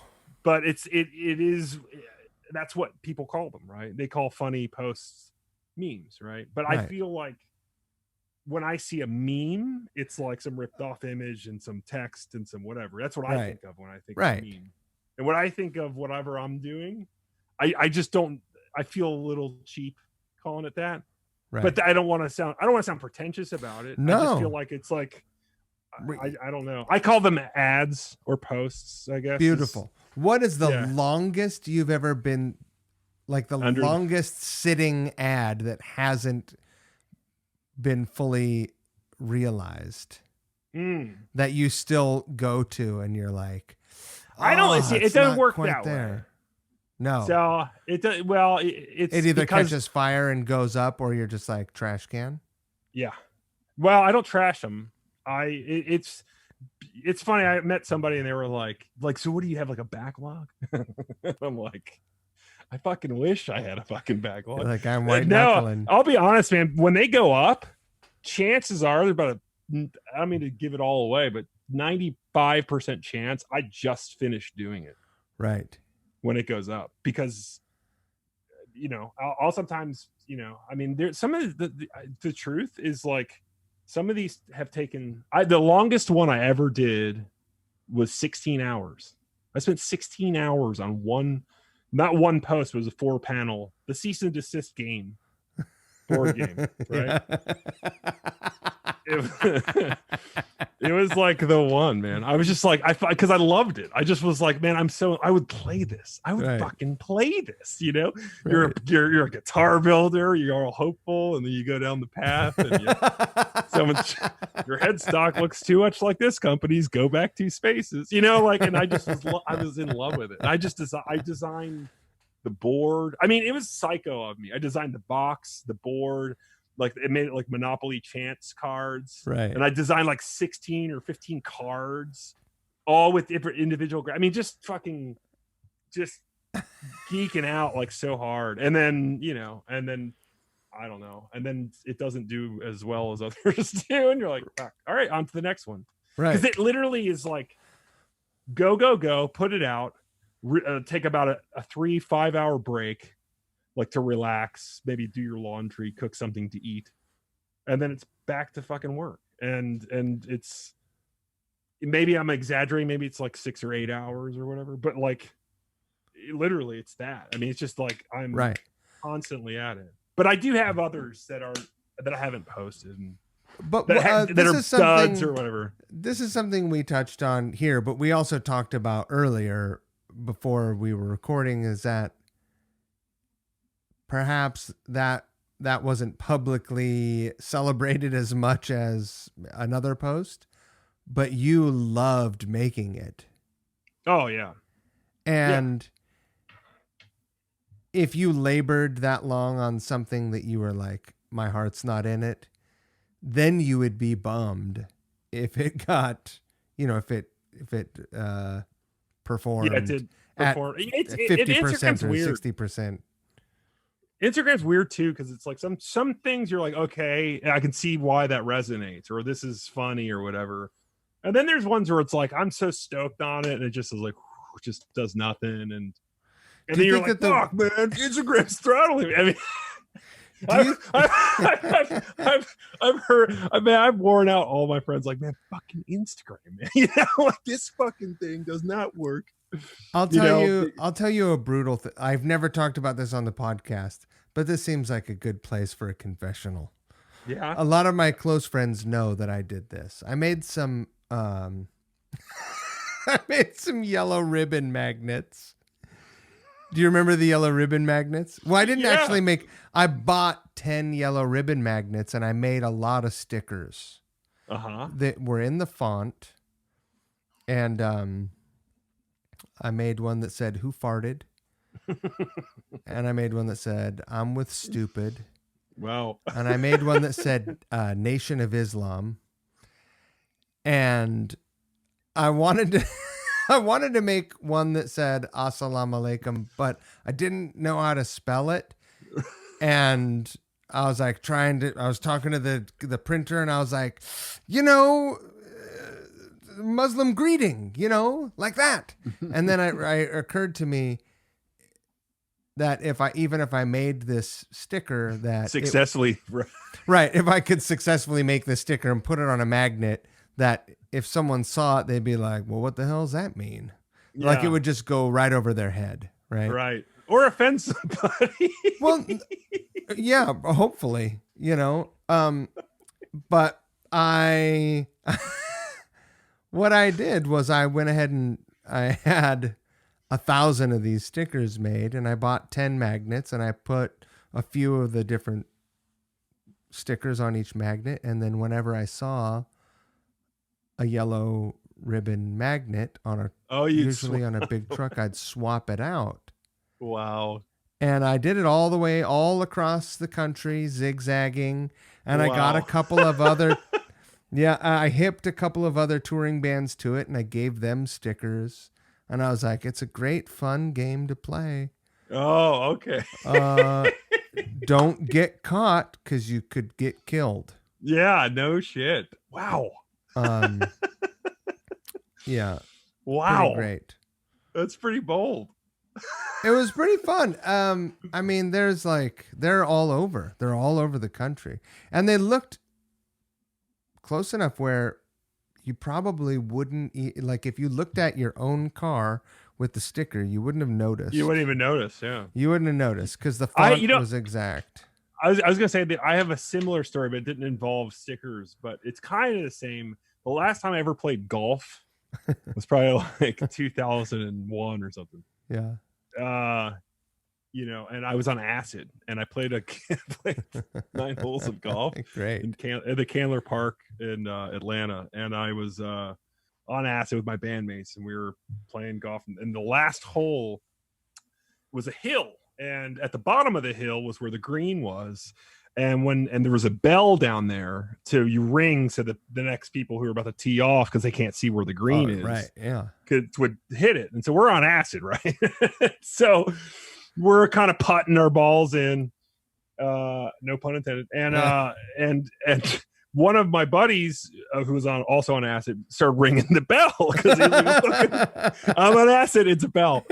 And he starts ringing the bell, and when I look up, and there's balls like flying overhead, and we're still on the green, right?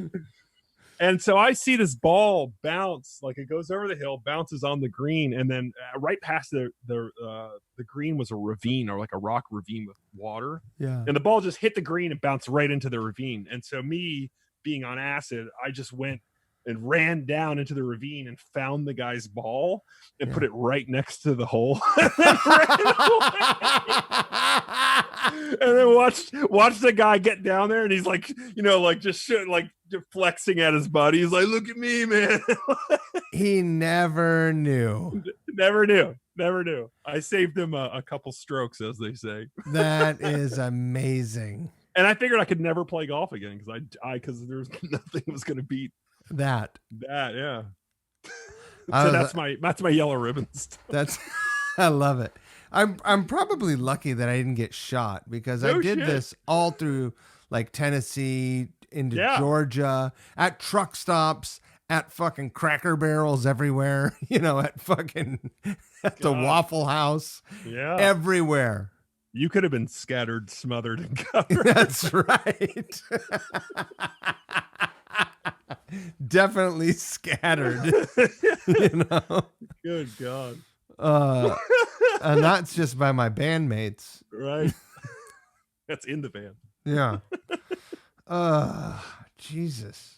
What are you gonna do with the rest of your year? Are you waiting?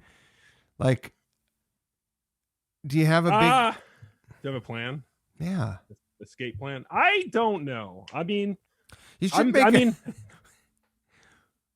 were you gonna say what? You should make a fake documentary movie.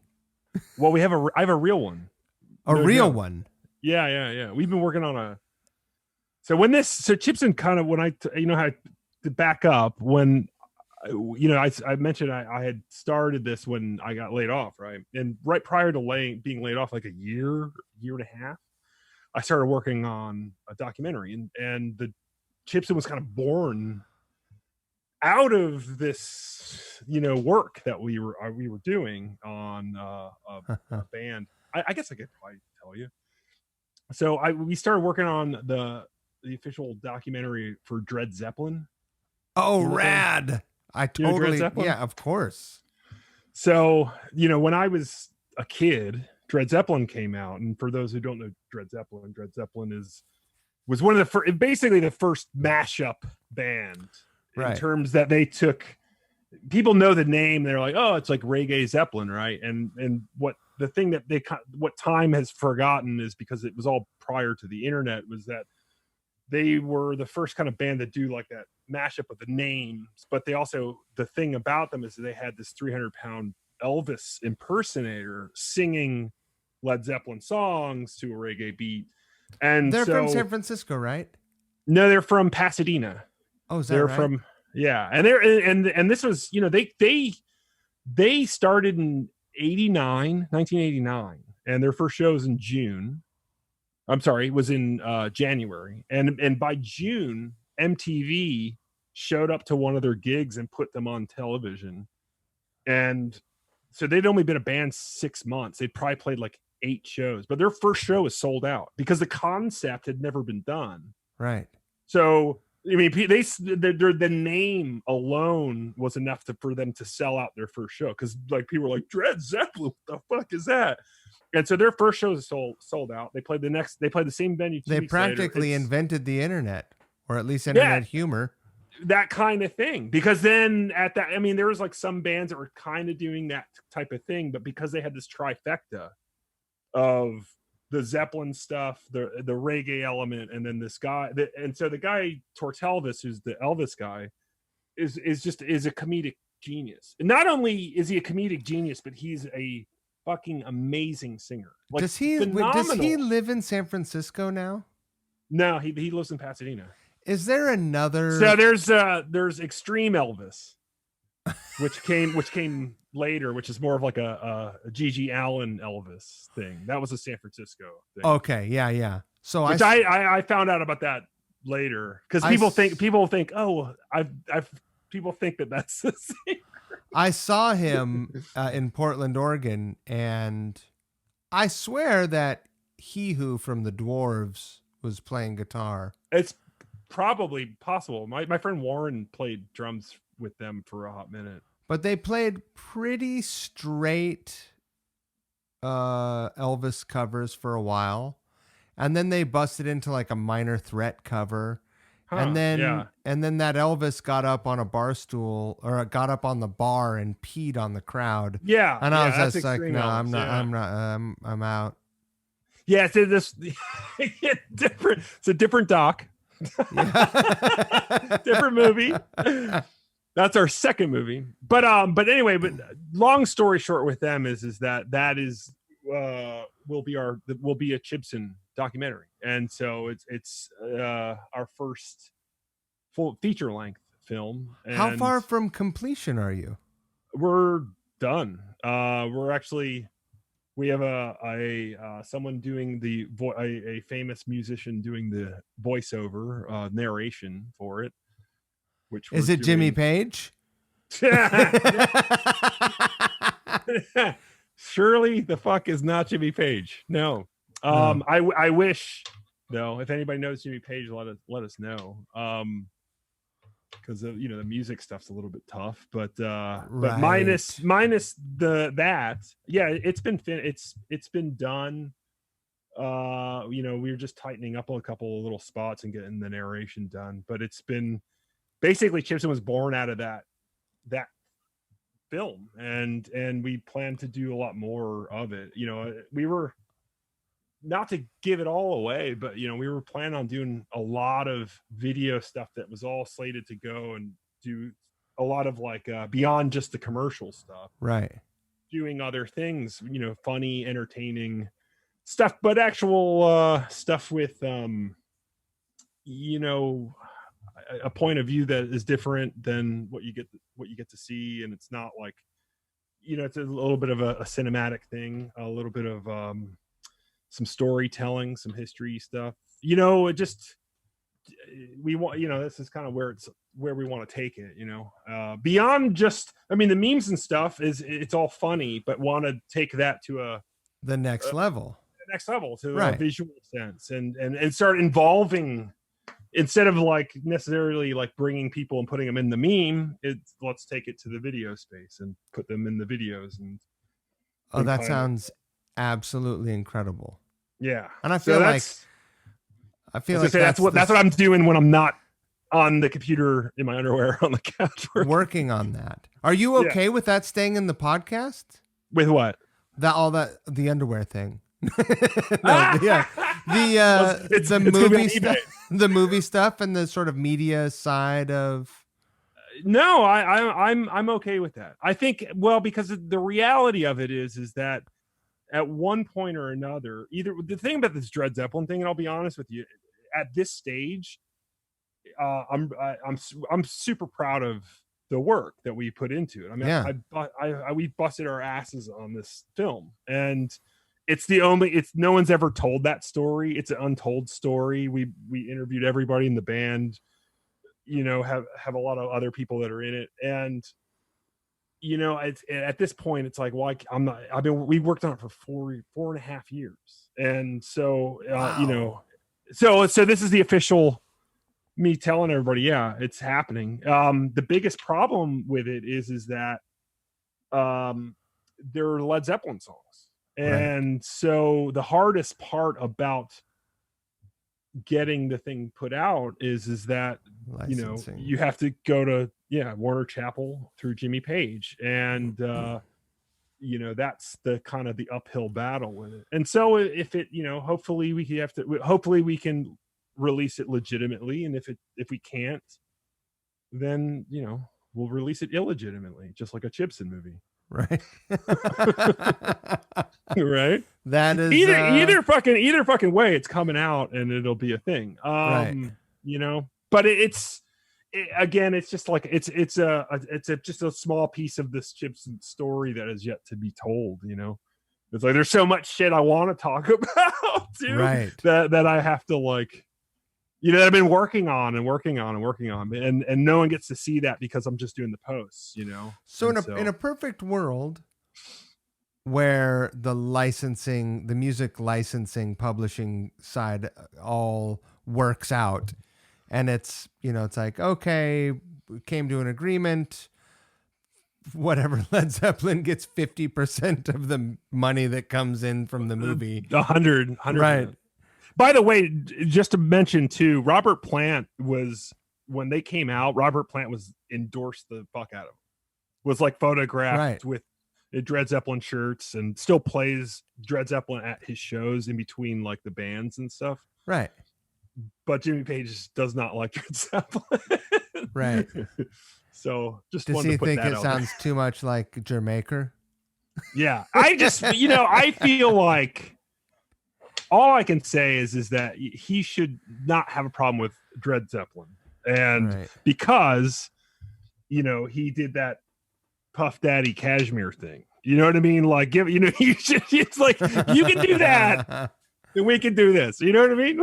Like, right. Well, let's not forget that their music borrowed a pretty borrowed is a pretty it's a sweet word. Light word. Yeah, it's a very sweet word. Very right? very kind of you. Yeah. Yeah, I know. And not to mention, but the problem is it's film and it's not albums. Right. And film is a whole other category and different set of laws. Yeah, because Led Zeppelin, they were signed to IRS Records. They had a 3-record deal.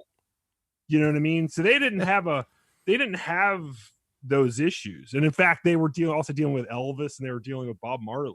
And Elvis estate gave him the green light, and Robert Plant gave him the green light at the time. But when you get into film, it's a whole other world of companies trying to get paid, and I don't, but again, if they don't license it, it's the movie they didn't want you to see, and if they do license it, right, sweet, So in a perfect world, what happens? Does it go? Have you talked to streaming services? Do you want to go? We got a licensing deal. I shouldn't be saying this much, but we got offered a distribution deal, or not a licensing deal, a distribution deal, but it all hinges on the licensing, because if I can't legally stream it on Netflix or wherever, hypothetically Netflix. Yeah, or any of those places. Right. You have to. It has to be all that stuff has to be legit. Like, it has to be paid for. And also, you're talking about like how do you even put a price tag on? I mean, we're not even talking about the original recordings of Led Zeppelin here. We're talking about we're not talking about original sound recordings. We're talking about there are weird interpretations, some of which is like it's Live and Love and Made, but it's some shit that it's totally has nothing to do with the lyrics are the same, and that's it. Not even. It'd be like an instrumental part that's just some reggae riff that has like, it literally sounds nothing like. But the sound recording has publishing attached to it. Exactly. Right. So, but here's the thing I can tell you from having original music of my own in films that have streamed and played on television and in movie theaters, the money's not that fucking good that it should get in the way.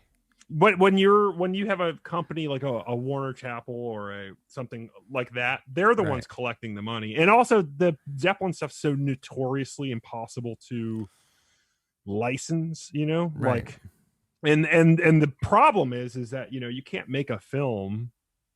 I wish we would have done a way easier doc when we started. The Butthole Surfers. Yeah, something really easy. Like that way you just have to deal with the Hairway to Steven. It's a silent film.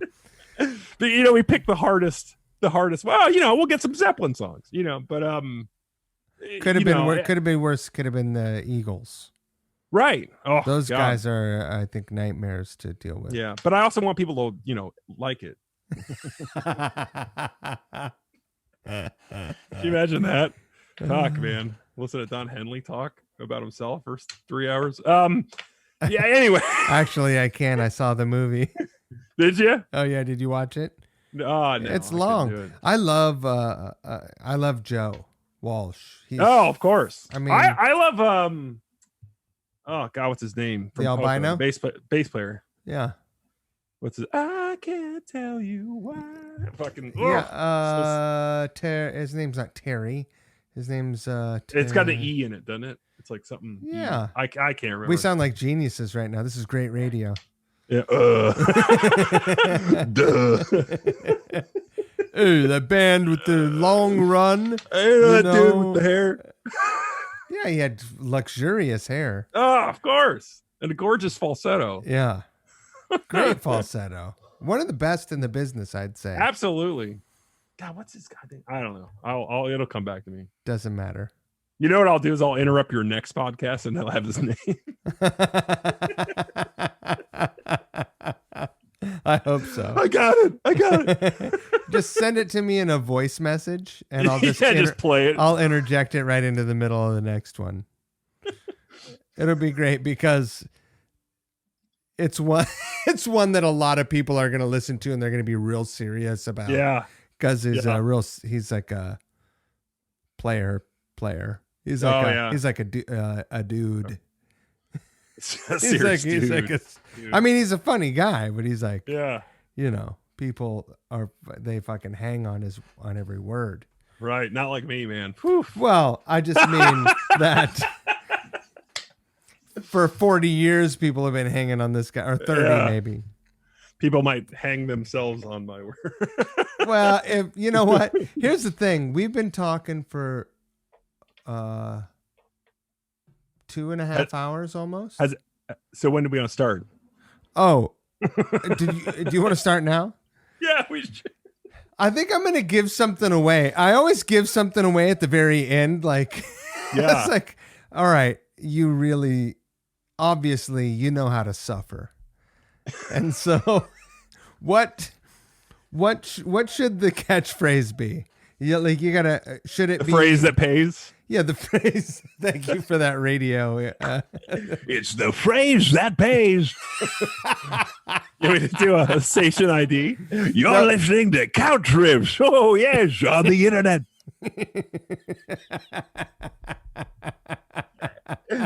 His name's Mike Squires. Oh, and he's on fire. Couch Riffs. Every one of those I'm going to be sampling. I was going to say you use them all. I got to get one of those. I usually charge like $10 an hour for that. Oh, fuck. Yeah, so let's see. I'm going to give away. What am I going to give away? Let's give away a shirt and a fucking hat. Why not? This is episode 100. We're going to give away a shirt and a hat and a slip mat cover for your record player. If you don't have a record player, go buy a record player just so you have a place to put this thing. Slip mat, that's the guys that do the costumes. Yeah, they wear the costumes. They play the heavy metal music. So sorry. Step knot. I should have worn my Couch Riffs shirt. Ah, you son of a bitch. I know. I wear my Gibson shirt a lot. Do you really? I think I'm going to sleeveless it. Ooh, yeah. Matt Gabbs did that. He did a little V-necky thing. Yeah. Yeah. I mean, he can get away with that. He can pull that off. He's skinny. Yeah. It's a little weird for me, but I do it anyway. I look like the guy that would be out like hand buffing out the wax on his Pinto station wagon. I can't even get it over my head. It's so big. It's like, cool bandana, man. Thanks. All right. So if you're still fucking listening, I mean, here's the thing. There's one person that has won everything because he's just like, he listens. He drives a truck, and when he just listens, and then just he'll be like comment, and like, now you won everything. So wow. Yeah. He's already got it all. So you're disqualified. I'm sorry. You can only win once. Well, you won twice 2 weeks ago. Shit. So almost he's got his whole wardrobe. Well, how many turntables does he have? Well, the thing is, like, the podcast goes up at 3 a.m. and then I don't post like the promo poster for it. Until 3 p.m. East Coast time. Ah, okay. I don't know why. Because because algorithms or whatever. I don't know how this shit works. I don't know. Maybe you know the secrets. I don't know. What's our thing? Is it Dred Zeppelin? Is it Chibson USA? For which? What's our thing? What do you mean? Yeah, like the word. Yeah, someone's got to the phrase that pays. Well, Chibson USA is a little. What Durstburst? How about that? Durstburst. We're gonna bring it all the way back around. No, Fuck I yeah. love that. Durstburst. Yeah. If you don't know, you better ask somebody. Right. God, you know what? Oh, axe. See, that's good. Huh? I know this, we're about to wrap this up, but it's funny. Maybe we'll do a part 2 or something. I forgot. I've never got to tell you the story about the Durstburst. The whole, or did I didn't tell you that on here, but actually giving it to Fred Durst. Let's have it. Why not right now? Yeah. Okay. I'll give it to you. Did just you because give it to him? Yeah. So you remember that? You remember that guitar? The guitar that started this whole thing, right? Right. The actual guitar. Well, so I came up with that Durstburst post, right? Out of a dream. I woke up feverishly and I came up with that post and I put that post out. He liked it. And immediately from that post, I was like, man, I got to make this real. And so I designed the Durstburst. I took a large photo of his face and I made the actual like burst and I superimposed them together, and then I got a big vinyl wrap. Right. And I took it to my buddy Mike over at East Bay Guitars, and I said, Mike, I'm gonna make this Durstburst, and he was like, sweet, let's do it. And so we pulled all the stuff off, put the vinyl wrap, cut it out, did all that stuff, put all the hardware back in, strung it up and everything.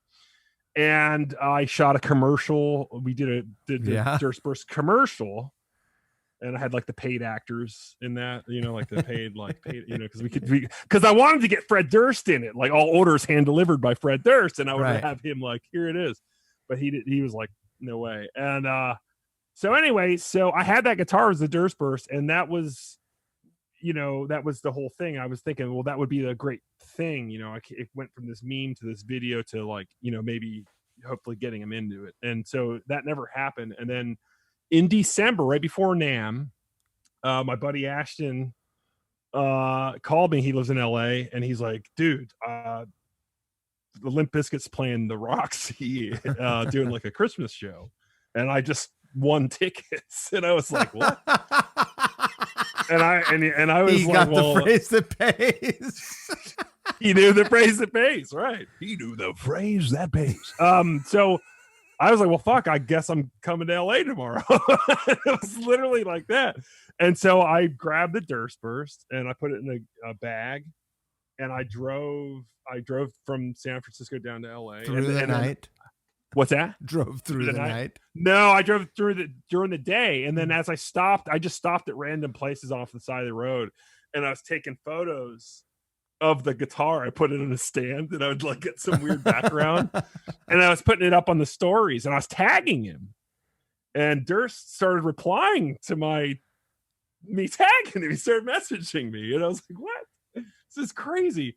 And I was like, we're taking the Durstburst to the Roxy. We're going to try to get it in the hands of Fred Durst. And I did. And it, by the way, that's all on the account too. Yeah. If you look under Durstburst, you see the progression. And so I just went and I did that like 3 times. I stopped in like Pasadena. I stopped in somewhere else. And then I got to the Roxy, and I figured, well, maybe I'd get there at sound check and catch him before sound check or whatever. And I was hanging out, and then there's like a line out there of like serious Limp Bizkit fans. And I had this crazy guitar, and Fred, it's gonna slip my name, but Fred's like good buddy, kind of long-term roadie, guy. I was like, hey, check, I showed him the guitar, and it blew his mind, and he was like, holy shit, I got to tell Fred. And so he went to tell Fred, and he's like, Fred definitely wants to, check it out or whatever. And I was like, sweet. And so I was waiting, and basically it never happened. And I was just like, fuck. And so then the show happened, and I'm like sitting here with a fucking fake Les Paul with Fred Durst's face on it at the Roxy, and they're like, we can't let you in with that, and because they're searching bags and stuff. And so I had to go to the guy, and I was like, hey man. And so I had him hide the guitar backstage so I could go in. And so I watched the show, and after the show, the guy got me the guitar back. And I was just like, at that point, then I was like waiting around like some, like kind of like a fucking psychopath, right? Like, oh, this, I don't know if you've seen his movie, the movie that just came out, but anyway, Fanatic. Anyway, What? whole other story. But anyway, just Google Fanatic. Fred Durst movie? Yeah, he directed it. It stars John Travolta. Really? It's about a fan who's crazy. And I think I saw the trailer for it. Yeah, played by John Travolta. So that was me, right? I'm hanging out in front of Roxy. You like, think you inspired this? Looking like a chump with a gig bag. And there's nothing more embarrassing than like being at a venue with, and you're just like, I'm here with my gig bag, like, to play my gig, And so anyway, next door to the Roxy's the Rainbow. And basically he was hanging out at the Rainbow this whole time. And I'm of course like, and people knew that I had this guitar. So they were like, oh, he's definitely going to meet Fred Durst. So I'm going to tag along. So I had this weird entourage of like Limp Bizkit fans who were like just following me around, which was weird. And so finally I just went into I went into the Rainbow, and Wes was there, and I said hey to Wes, and I showed him the Durst purse, and he's cracking up, and I got photos with him with it. And he must follow Chibson. No, he doesn't actually. What? No, yeah, I know, but maybe soon, maybe after this podcast. But yeah. But anyway, so I've definitely launched a career too. Yeah, you never know. I mean, but I was in there, and I was walking around, and I saw the roadie guy. I feel really bad. I can't remember his name at the top of my head, but anyway, I saw him. I bought him a drink, and I was just like, I just was like, I don't want to be a fanboy. Like, I'm not trying to, I just heard them for the first time an hour ago. Like, I'm not trying to be a fan. Right. And anyway, and they've got a great beat. I love their stuff. But I was just like, I got this guitar. And then I saw Durst was hanging out in the corner, and he was like hanging out with like Tom Green and some other dudes. And I was like, oh, okay. And so I was just like, okay, well, maybe I'll just sit at a table and I'll order a beer or whatever. And I just sat at this table, and then the entourage that my tail, if you will, like these Blood Biscuit fans like came in and sat next to me, and I'm like, oh, I felt really weird. Like because it was just not my vibe. I wasn't trying to like be hanging out with, like a fanboy, right? It was just not my thing. So Fred got up and left, and I was like, fuck. All right, I guess I'm going to get up. And I got up and I left. And then he was like out on the patio, and he was talking to a bunch of people. And I was like, okay, sweet. So I just went to a table out on the patio. I was not trying to crowd him or trying to get like, yeah. All I did was, and he saw you with the gig bag. right. But I mean, again, I hadn't seen Fanatic at that point, so I didn't know what kind of trauma inspired that movie. And then once I saw it, I was like, fuck, I'm an idiot. No, but that was me. But so I put the gig bag on the table, and I just unzipped it, and I pulled the Durst burst out. And then immediately when I pulled the Durst burst out, like a bunch of people came up, and like the security guy at the Rainbow was like taking photos. And it's hilarious because my buddy Ashton took a photo of the security guard taking the photo of the Durst burst. And you can see Fred in the background, and he's totally like eyeing the guitar, and he's got a grin like and it's just so funny, totally incidental. I found that, I looked at that shot and zoomed in. I was like, oh my God, he's checking out. So anyway, he came over, and he was the sweetest fucking guy, and he was just like, holy shit. And I just told him the story and about, I do this Chibson thing and whatever. And so, and he gave me a hug, and he was just like, dude, that's so awesome. And I was like, I gotta be honest, man. It's like, I gotta give it to you, man. Like, cause I don't have, it's like, where else can this go? Right. Like, what else am I gonna do with it? And what's funny is because it was like because it looks real. Like he was like, they were like, fuck, man, he's giving me like a fucking real guitar. Like he's giving me a real fucking, this is a real Les Paul shit, And I was like, no, man. But yeah, he took it, and it's got a bolt-on headstock. Bolt-on headstock. And curbside pickups. But he took it, and took the gig bag as well, and he was stoked about it, and he was like joking around, and I talked to him for like, a good 15, 20 minutes, and super, super sweet experience, super nice. Yeah. And And then we made a commercial with that footage, which is up on our page, which is just talking about like, because basically it was like this. So wait a minute, thing. did you make a second one that you brought to NAMM? Yes. Oh, this is a production guitar. So that was the second one. So I was like, well, fuck, we're going to NAMM. I got to do something. So I was like, well, shit, literally days before, I was just like, we're making a Durst. We're doing a second. Right.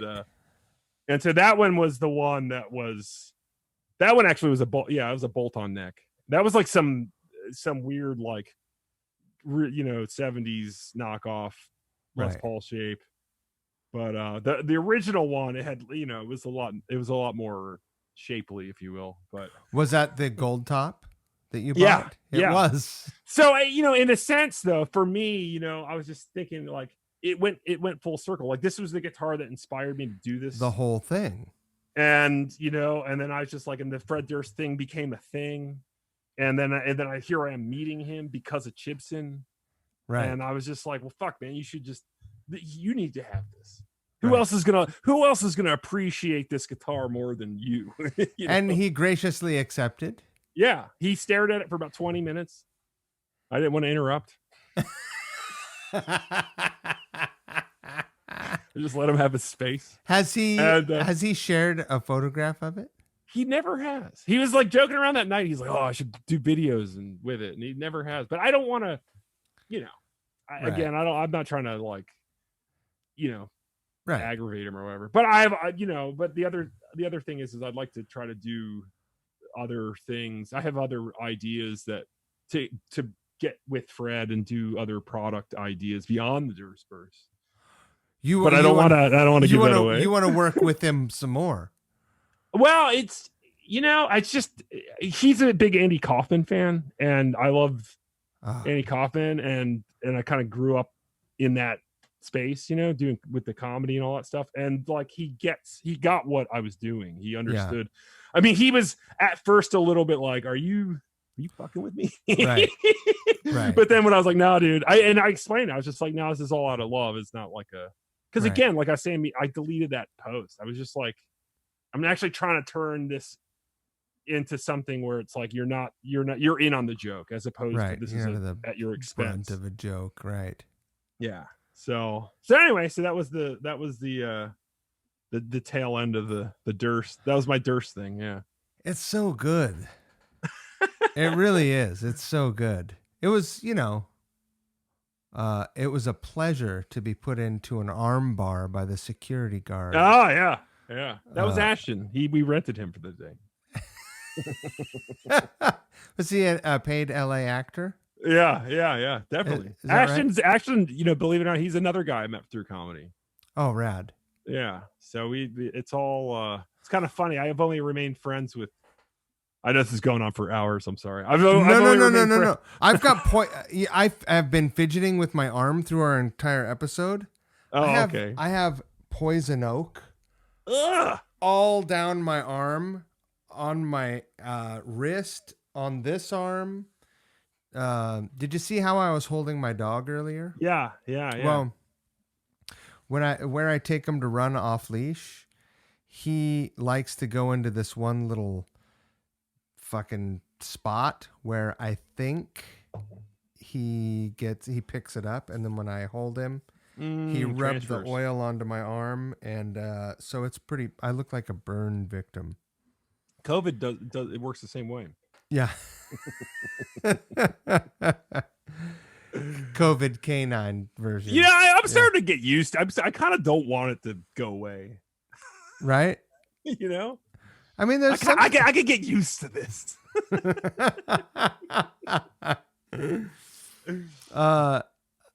I can't wait to see this movie. I'm really excited about this thing, and I can't wait to tell you who's narrating it. I hope that you guys get this shit sorted out. Sooner than later. Yeah, well, one way or another. I mean, it's either going to be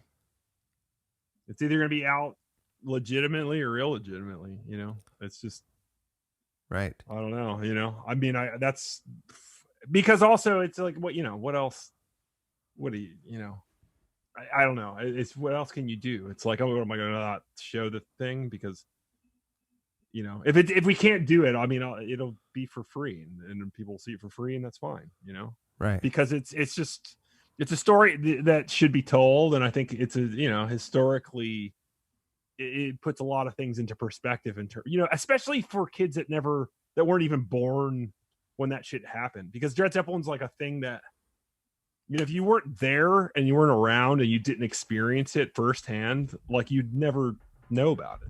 Right. So I hope I get it sorted out. Okay. I've had such a fucking great time having this conversation. Yeah, man. I want to thank you for being my 100th podcast guest. Fuck. That's amazing. I forgot about that. That's great. 100, man. Congratulations. 100th. Yeah. It's even hard to say, let alone do. Well, I'll tell you this. It's an honor to be number 100. I hope I lived up to. I mean, anytime someone pays me a compliment, like I mean, if you saw what my day to day is like, yeah, like it's actually comforting to me to hear you talk about, oh, well, when you see a post, it probably just got finished 5 minutes before. Yeah. Like, which is always great to also have people be like, hey man, you spelled that fucking word wrong, idiot. I meant to. Yeah. I always love that one. I was like, that's not. Yeah, I totally meant. I know that. I know. Yeah. Duh. I know what I'm doing. Yeah. Have you ever hastily posted something and then gone, oh shit, and then you pull it down, you fix it? I did that once where I saw some glaring typo. Because the problem is with Photoshop doesn't have spell check. So right. So like there. Yeah. So if you type some shit and you have like 2 R's or some shit, or you leave an E off of something or whatever, it doesn't give you the red line. Right. So and also I'm so like, because I'm thinking about a million things, and the last thing I'm thinking about is spelling. Right. like how does Billy Joe and Billy Joel's face mesh together? I'm not thinking about spelling, right? You know what I mean? I'm like, and so it's the last thing. And so I'm always like, I try to check all the words, but sometimes I'm just like, if I've been laboring over some shit for like 4 or 5 hours, I'm like, perfect, it looks great. I'm like checking it out, and then I post it, and it's like an hour later, some grammar dude comes in. You spelled grateful wrong. There? Question mark? You're like, oh. And it's fine. I mean, it's not like a thing, but it's just like, when something's up for like an hour, it's already you're alive. Done. You're done. Yeah, it's there. It's staying. I did one where it was the flying A. Yeah. You remember that one? And I did one. I did 2. So I did the ad, and then I and then I made a Craigslist post with the guitar, like as if someone was selling the guitar. And so basically I did a twofer, right? So I did 2 posts in one, right? And so it's the flying A, and I like on one of the little star things where I'll put like something. I had changed what I wrote something, and I was like, maybe this is the better wording, because it's also, you're dealing with space. Like, how am I going to get these words into a little tiny compact space? So maybe I'll change the phrase around a little bit. And so I had like, it was like, an versus a. You use an with, vowel, or with vowels and a, whatever. It was one of those, right? Like, it was just glaring. An historical event. Yeah. I screwed that up. I left it. I didn't catch it when I changed the phrase. Right. And so what was supposed to be more funny now is like, oh, it's a grammatical. Oh, I guess you're not as smart as you think you are, Chibson. It's always a good one, especially after you've worked. It's like, hey man, miss a spot, when you've been like painting or something.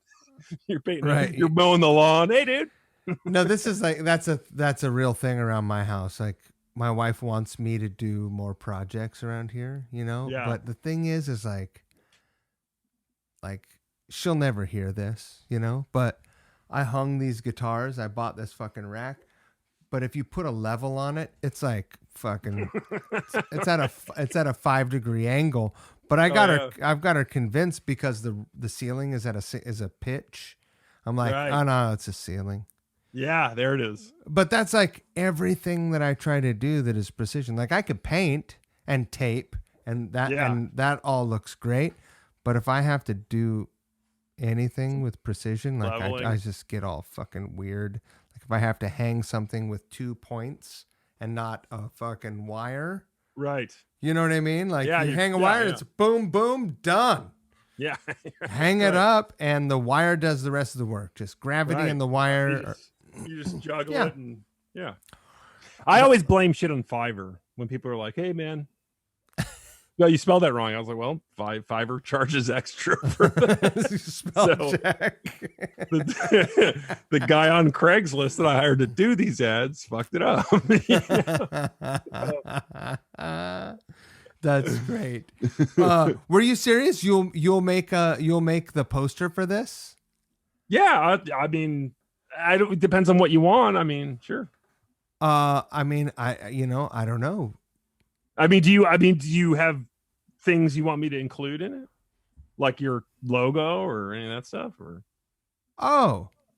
yeah, I guess I didn't even occur to me. Yeah, I have one. I'll send it to you. Yeah, send it to me. Send me, whatever you use, and I mean, hopefully I can make it up to your standards. I don't know what I don't know what I'll do. Have you but, seen my posters? Yeah. I don't think you'll have a hard time. I think you I could still be in a cold sweat asleep and make a poster like I make. Oh yeah. I'll try to do it. I'll try to do it in the theme of a Chibson or something, Right. Try to do it in that. I did one. I had Jason Verlinde from Fretboard Journal, and I was like, I think it'd be really funny to make it look like he finally got on the cover of his own magazine. And so I did it, and I was making it, and I was like, fuck, I wonder if he's going to be pissed off. Like, is he going to think this is weird? Or, like, is he going to be mad? Like, he doesn't strike me as a kind of guy that gets mad about very much at all. Yeah. He doesn't seem like that sort of fella, but there was still that moment where, like, I'm stealing his logo and putting it in a design, like his actual logo, I'm not like lampooning. I do it all the time. Yeah.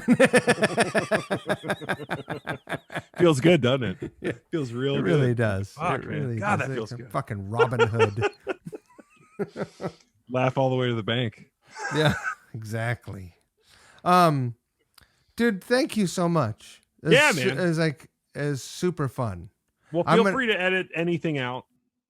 Do you want to do a tag at the end and just say goodbye? Sure. Go for it. I'll just splice it in. How do I do a goodbye? Thanks, man. You that kind of thing? That's perfect. That conversation is it. Mike, it's really hard to say goodbye. I know. Never say goodbye. God, I'll take that. I'll take that, Alex. I'm gonna turn this off, and then we're gonna talk a little bit of shit. Okay, sounds good.